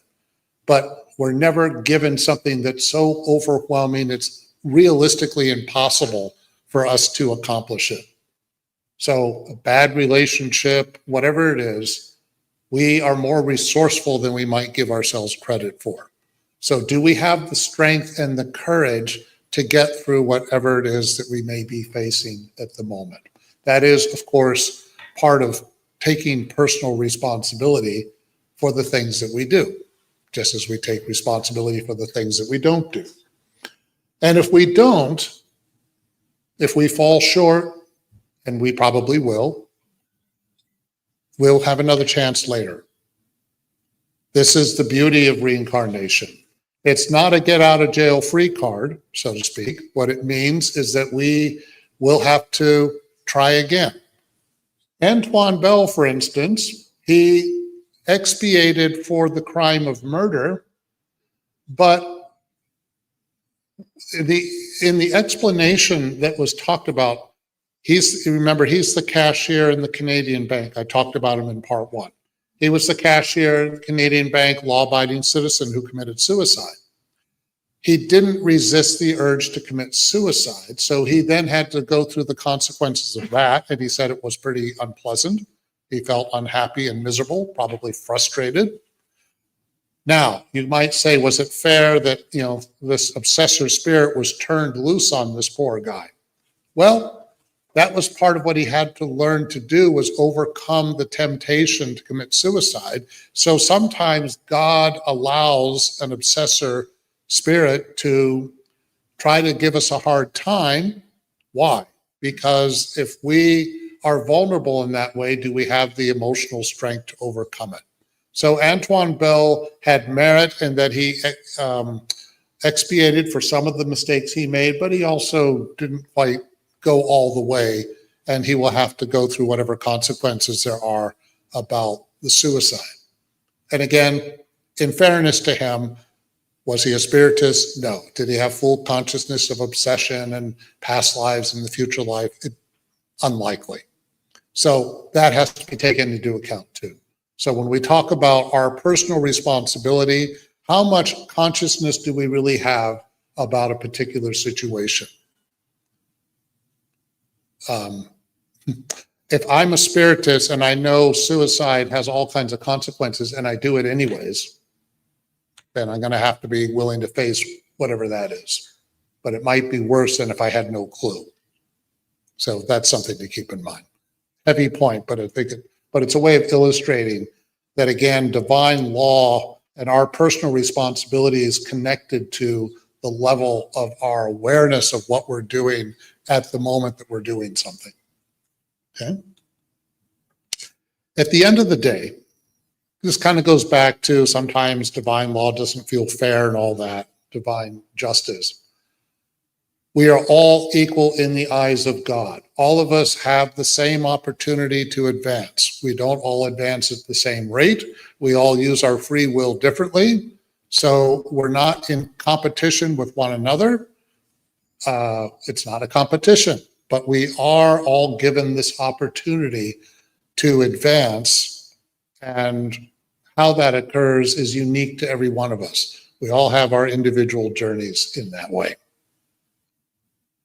But suppose I don't believe in God.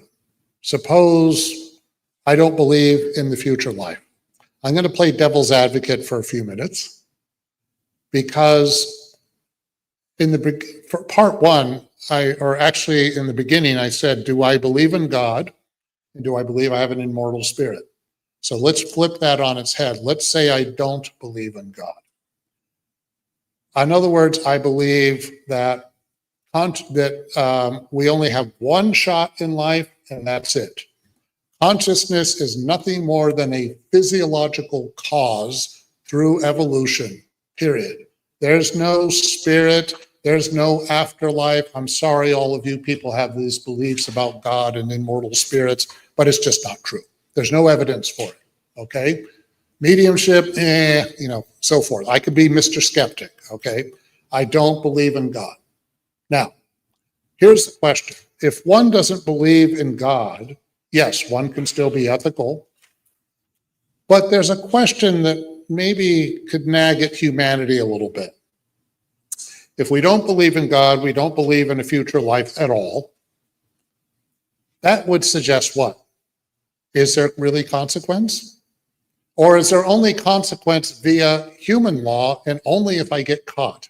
So if I commit whatever crime I commit, do whatever I feel like, treat anybody the way I want, as long as I don't get caught, what difference does it make? What would happen to humanity if everybody acted this way? Why do we feel like we shouldn't do whatever we feel like? I mean, many of us would not go out and rob a bank. Many of us would not commit adultery. Many of us would not lie to people deliberately. Maybe we fudge things a little bit, but to really maliciously hurt and harm other people, something stops us. Why? It's a hard question to answer, but there's like an instinctive impulse that maybe there is a future. Maybe consequence does matter. Why am I talking about this? Because does it seem to some of you, maybe all of you, that sometimes we live in a period where some people just think consequence, I can do whatever I feel like. You know, as long as I can get away with it, doesn't matter. But the whole point of today's presentation, the whole point of this subject, divine law, is it does matter.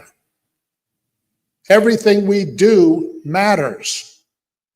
We can't just go and do whatever we feel like just because. And when people take that to heart and internalize that, isn't the world going to be a much safer, more ethical place? In other words, taking morality seriously is not just a convenient construct that some people choose to do, but you're not required to do it. Well, divine justice is basically saying that we are all subject to it. Therefore, it behooves us to take it seriously. Otherwise, we may find out the hard way what happens when we don't. Now, I'm not here to do a lecture or lecture people who are atheists, but there is a question asked in the book Heaven and Hell. What about people who are atheists? Are there consequences to that? And it says, we are all free to choose our beliefs. We can believe in something or we can believe in nothing. But persons who seek to make the denial of the future prevail in the minds of the masses, especially the minds of the youth, by supporting themselves on the authority of their own knowledge and loftiness of their position, sow the seeds of trouble and dissolution in society, thereby incurring a great responsibility. Spiritism always emphasizes we're here, we have the right to use our free will. You know, we always have that. It's also saying, though, that we're responsible for the thoughts that we put out there. So if I go on a campaign and I'm trying to convince all of you, don't take divine justice seriously, it doesn't exist anyway, so what's the point? You know, if I have this attitude and I try to convince all of you, there are consequences for me if I really try to push that. Needless to say, by the way, the book Heaven and Hell flatly disagrees with what I've been talking about. It clearly believes that divine justice is real, that God does exist, we are immortal spirits. That's the underlying premise of Spiritism, and certainly the underlying premise of the book Heaven and Hell. So, but it's also, this is raising the question, are we not responsible for the influence we have on others? Well, if I'm really on a I'm not saying atheism per se, but if I go on a big campaign of disinformation and I try to manipulate everybody, yes, I will be responsible for that. I may get away with it for quite a while, but it's going to catch up one way or another. That's part of the message of this in a general sense. Now, again, Heaven and Hell is basically saying that divine justice exists regardless of what we think about and regardless of how stubborn we are in insisting that there's no future, no afterlife, or something like that. There's a testimony from, again, the Penal Code of the Future Life, which says that since a spirit always has its free will, it sometimes progresses quite slowly, and its obstinacy in evil can be quite tenacious. This state can persist for years and even centuries, but the time will finally come in which its stubbornness in defying God's justice abates as a result of its suffering, and despite its boasting, it recognizes the superior power that dominates it. At that moment, the first light of repentance dawns, and God enables it to catch a glimpse of hope. No spirit is conditioned to never bettering itself. Otherwise, it would be fatalistically destined to remain eternally of a low order, and it would escape the law of progress that providentially governs all creatures. Oof, this is a mouthful. I promise I won't do this to you all the time. But let's focus on the last part of this. Law of progress, part 3 of the Spirit's book. Question, I don't remember the number now, I won't pretend. In part 3 of the Spirit's book, which talks about the law of progress, which again are divine laws, the laws that come from God, What are the biggest obstacles to our progress? Pride and selfishness. We'll talk a little bit more about selfishness. Being stubborn like this, insisting, persisting in wrongdoing, I'm invincible, I'm going to do whatever I want. That's certainly pride, with it in capital letters. And part of what this is saying, and it's an important point, is that the more we engage in wrongdoing, it's exhausting. It just wears us out. And eventually, at some point, we just go, I can't do this anymore. And that's part of the message of what this is saying. And also, this touches on a very, very important point that the book Heaven and Hell makes overall, which is that whatever we experience on the other side, it is a reflection of our emotional state. So the reality we experience in the spirit world reflects our emotional state. For example, if I am obsessive compulsive and I'm very negative and I keep having negative thoughts over and over again, and I drain everybody around me with my negative thoughts, I'm probably going to have that sort of experience in the spirit world. But if I'm a very positive person and I try to be kind, compassionate, and it's genuine, then I'm very likely going to have a much more positive response in the spirit world.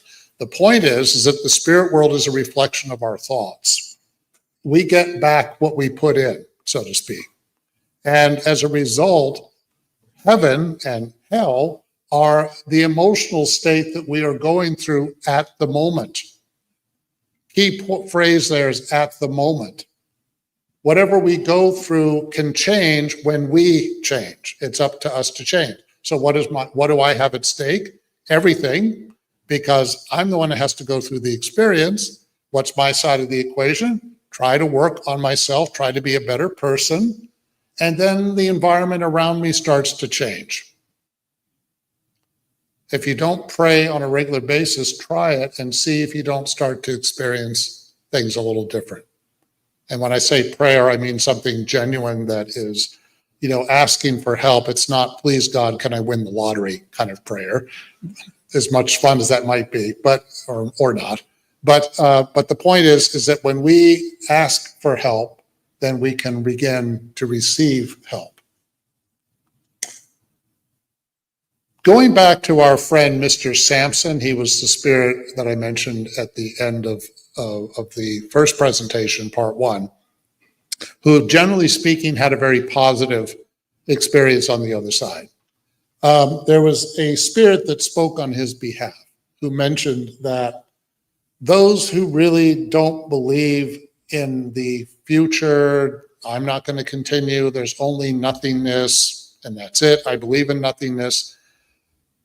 This spirit mentions that sometimes what happens is that for someone who's very persistent in those beliefs, they might start to feel as if they're in a chasm and they're starting to go in, but they still have awareness. If you believe in nothingness, you may hope that you're just going to go out cold, like you're going into a deep sleep and you won't have any awareness at all. But this suggests that a spirit who believes in nothingness might actually feel like they're in a dark place, in a confined space, and they're still aware that they're there. So they may be stuck until they start to ask for help, and things can start to change. Now, I want to spend some time with another example. This is a spirit named Anna Bitter, and the story of her and her father. Anna Bitter was a young girl who was very ill. It's not clear what happened. It's not clear what was ill with. Nobody else seems to know either. It's kind of a mystery that the young girl is dying. And she has a father who dotes on her like mad. Presumably he's not married, so he may be a single parent. But he's a father who feels like his little girl is the only one in the world that matters. So he is devastated. I mean, any parent would be, right? And losing a child has got to be a parent's worst fear, I think, for most parents. And his daughter is dying on him, and there's nothing he can really do about it. Now, what happens is that the father feels like she's the center of his universe. And we're told that there's a family member who's probably a spiritist who tries to help the father, suggest he prays. But he keeps scoffing at this idea of prayer. He basically says something to the effect of there is, if God existed, this wouldn't happen. Now, the father's not an atheist per se. He seems to have some belief that the spirit will continue. He actually hopes to meet up with his daughter on the other side. But he also doesn't have any genuine trust in God. So when he's encouraged to pray, he just poo-poos this idea. In fact, he's probably cursing God. If God were just, if there is a God, why are they taking my young girl from me? This is totally unfair. So he's probably very angry and he's closed off. So the family spiritist member, we would guess, tries to get the father to, at least ask for help. It's not about trying to keep her alive, but at least ask for help to try to cope with this situation. So this family member who's a spiritist goes to the Parisian Spiritist Society and asks for help from them. And what they do is they do an evocation of a spirit who offers some advice to them on what to do about Anna Bitter. And the advice says a few things about not only divine law at work, but also our side of the equation, our personal responsibility. Because what it says, the Spirit says, those whom the Lord wills to strike must bow their head and not rebel. Even if we don't think it's fair. If someone's time is coming, someone's time is coming. And unfortunately, children do pass. This was very common. It's common now, but it was very common in the 19th century and before. A lot of people didn't make it to adulthood. It then says, for there is never punishment without cause. So there's that word punishment again. But it's basically emphasizing that there's consequence of some kind, and there's a reason for it. This poor girl, whose death sentence has been suspended by God, must soon return to be among us, for God has taken pity on her, and her father, that unhappy man in your midst, must be punished through his sole affection in this world for having mocked the trust and sentiments of those around him. Remember, I mentioned a moment ago, people tried to encourage him to pray. He just said, no, I'm not going to pray for this God. Forget it. But also, there's a mention here that since there were prayers done for Anna, she was given a little more time than she would have otherwise. Now, this goes on to say that for the time being, his repentance has touched the omnipotent, and death has withheld its blow from her dear head. On the one hand, the father is resisting prayer, resisting help, and yet there's some part of him that's kind of maybe coming around a little bit and might be asking for some help, and that's taken into account. But then it says, but his rebelliousness is returning, and punishment always follows the rebellion. Be happy that it is on earth that you are punished. So what punishment are we talking about here? Well, Anna does disincarnate at a young, not clear exactly how old she is, but let's say somewhere around 10 years old maybe, but she's a girl. And the father has to live alone without her for a while, and then finally he disincarnates. But before he disincarnates, the people at the Parisian Spiritist Society do another evocation, and they're able to talk to Anna directly. Anna tells them that she actually was finishing up an expiation that she had. It's not clear what it was. We don't know her history that well. But the reason she passed at an early age is because it actually helped her. And she's actually in a better place right now than where she was before. This goes on to say, and there was encouragement to pray for Anna because the concern while she was still alive was that she might have trouble separating her spirit from her body. So the prayers were intended to help her have a good transition. Probably the father was encouraged to pray in this regard, and he just couldn't accept it. Okay, to his, it's understandable. I mean, but if you're going to lose a child, as hard as that is, and you know that's coming, are we better off if we maybe pray that that child has at least a good transition? Of course you want them to come back, but what we're told is she's not going to survive. That's a given. So what can we pray for here? She has a good transition. So the spirit that testifies on Anna Bitter's behalf encourages people to pray for her to have a smooth transition, because it says, the sap of youth is so abundant in this poor being that in spite of her frail state, her soul will have difficulty disengaging itself. Oh, pray. Later, she will help and console you, for her spirit is more evolved than those around her. So if they pray for Anna, this is charity. If they pray for her and she has a good transition, she'll be in a better place on the other side, then she can help others. That's the point. So again, when we talk about personal responsibility, what do I have at stake? Anna herself was actually more evolved than others in the family. This happens, by the way. Have you noticed in families where maybe there's one person who seems to be more spiritually involved than the others? They may have more responsibility for the relationships as a whole. That can happen in families. Often in relationships, one person is more responsible for the relationship as a whole than others, and so forth. So Anna is, what we find out is, so there's an encouragement to pray for her. Notice it says, oh, pray. So this spirit is like, please pray for this young woman. Don't just kind of think about it. Please pray for her. So they do. It helps.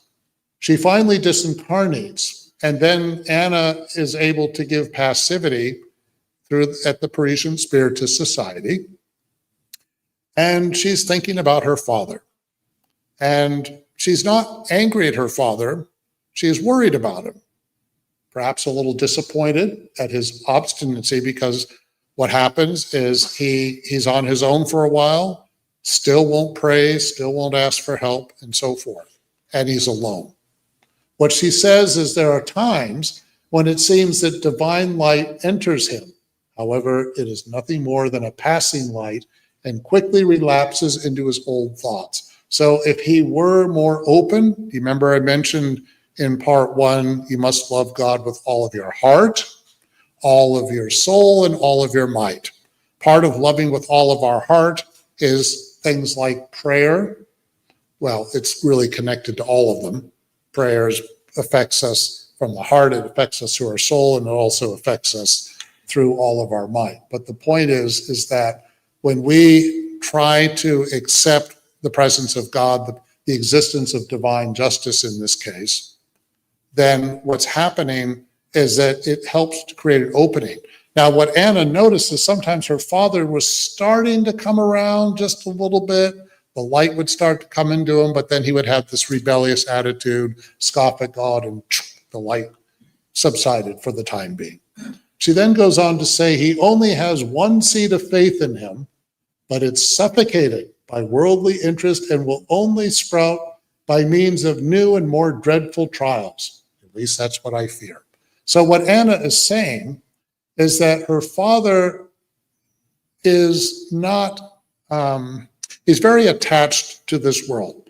He maybe has some inkling that there is a future life, but it's not really a priority for him. And the other message we're starting to get about him is that this is somebody who is deeply selfish. So when we talk about the punishment that the Spirit warned about, what punishment are we talking about? There's that infamous word punishment again. So let me switch it to consequence. Okay. What consequence for the father is there? He is not able to find his daughter. He had hopes of reuniting with his daughter. I'm going to be with you on the other side. It doesn't happen. Why?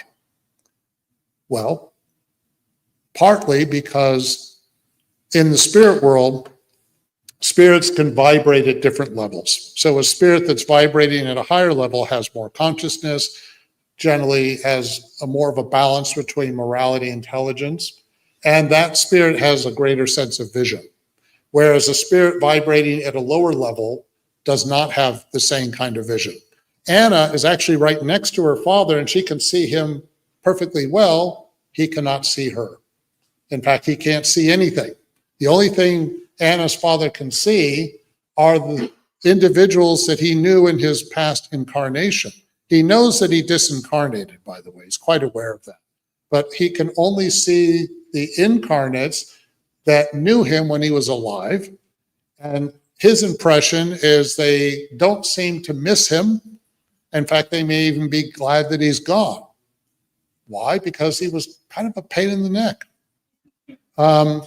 The picture we're given of him is that he only cared about Anna and nothing else. And this is revealed to us in some comments that spirits make on the father's behalf, that he was profoundly selfish and would undoubtedly have sacrificed everything to save his daughter.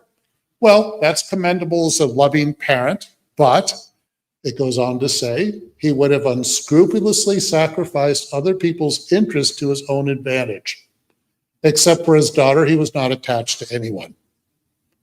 So, in other words, sounds like he was an emotional vampire who would drain everybody else's energy, anything to save his daughter.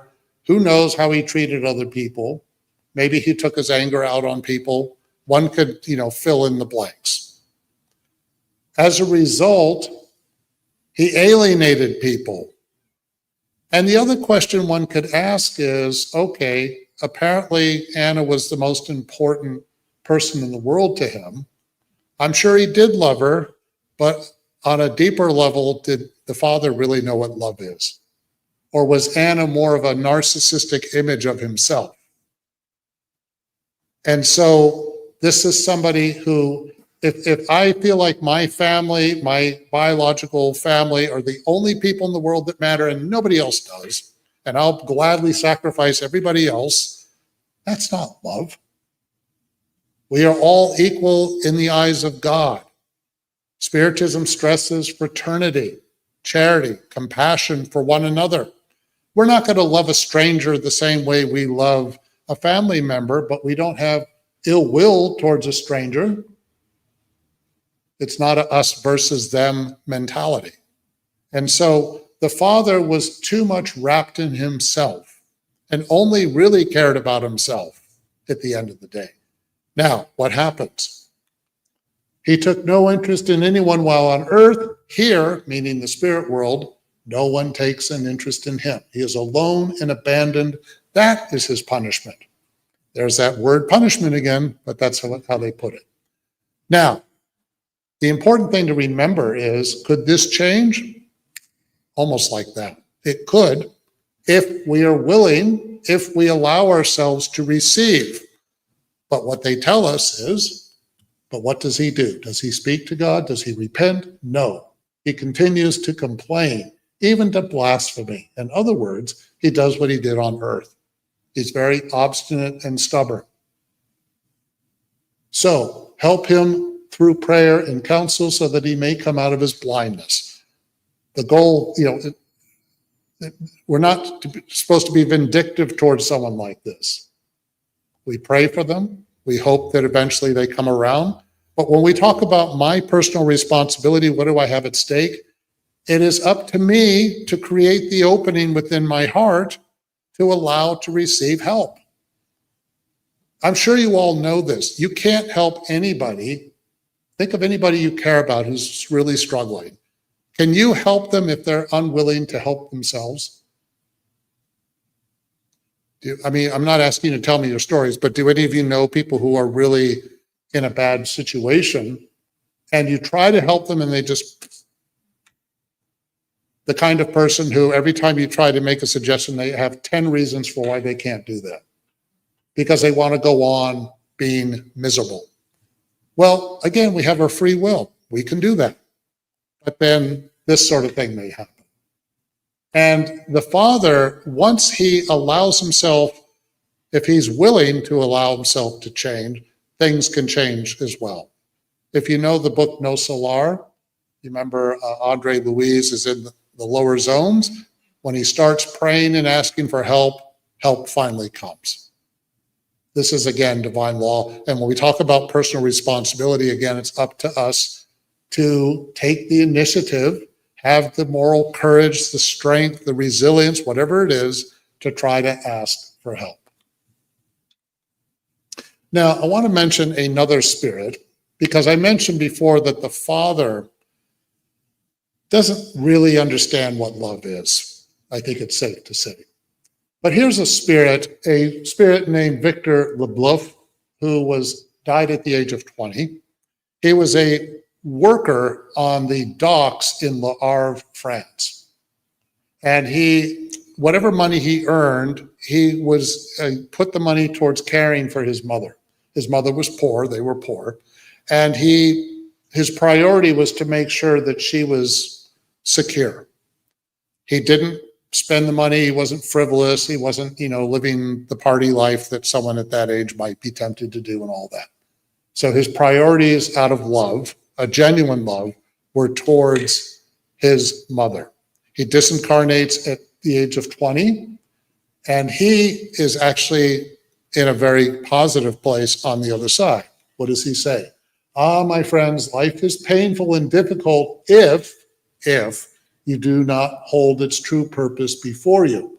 But I can truthfully tell you that when you come to be with us, if you have followed God's law, you will be rewarded way beyond your suffering or the merit that you feel you have accumulated for the life hereafter. In other words, if we know how to truly love unconditionally, then we're starting to put ourselves in a path where we open ourselves up to the benefits of divine justice, a more pleasant relationship with divine justice. We're not rebelling in this point.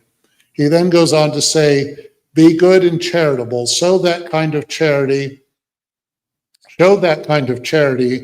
that is unknown to many people and which is called benevolence. Help your neighbor and do more for others than you do for yourself, for you may be ignorant of their inner misery while aware of your own.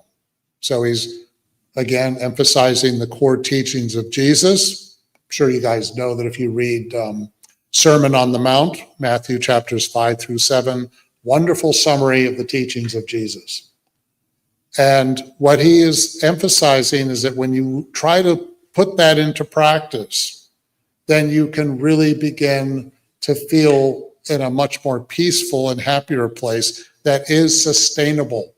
Part of the point of divine justice, and again, Marcia touched on this, is that it's driven by love. Reincarnation is the engine of our spiritual progress. But in terms of our relationship to divine justice, a sustaining relationship, it is love.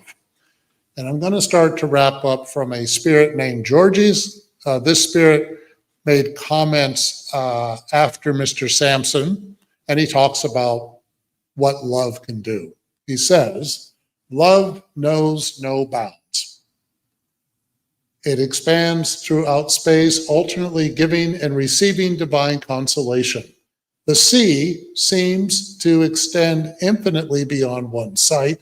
Its edge on the horizon seems to meet the sky, and one spirit is dazzled at the magnificent spectacle of those two immensities. So again, love knows no bounds. And then what he goes on to say is, thus, love is deeper than the sea and more infinite than space, should bind all of you, both the living and the spirits, in one and the same communion of charity, thereby accomplishing the wonderful fusion of the ephemeral with the eternal. I love this quote.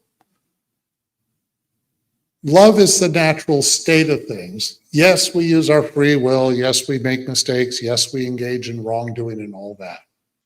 But it's not because wrongdoing is inevitable. Most of the time, we cause the problems for ourselves. Again, I'm going to quote Ms. Marcia again. We are the architects of our own suffering. This is really, really important to understand. Wrongdoing is not inevitable. love is sustainable. And the thing about wrongdoing is, yes, we do it, but over time, if we keep engaging in wrongdoing and a lack of love, it's exhausting. It just wears us out.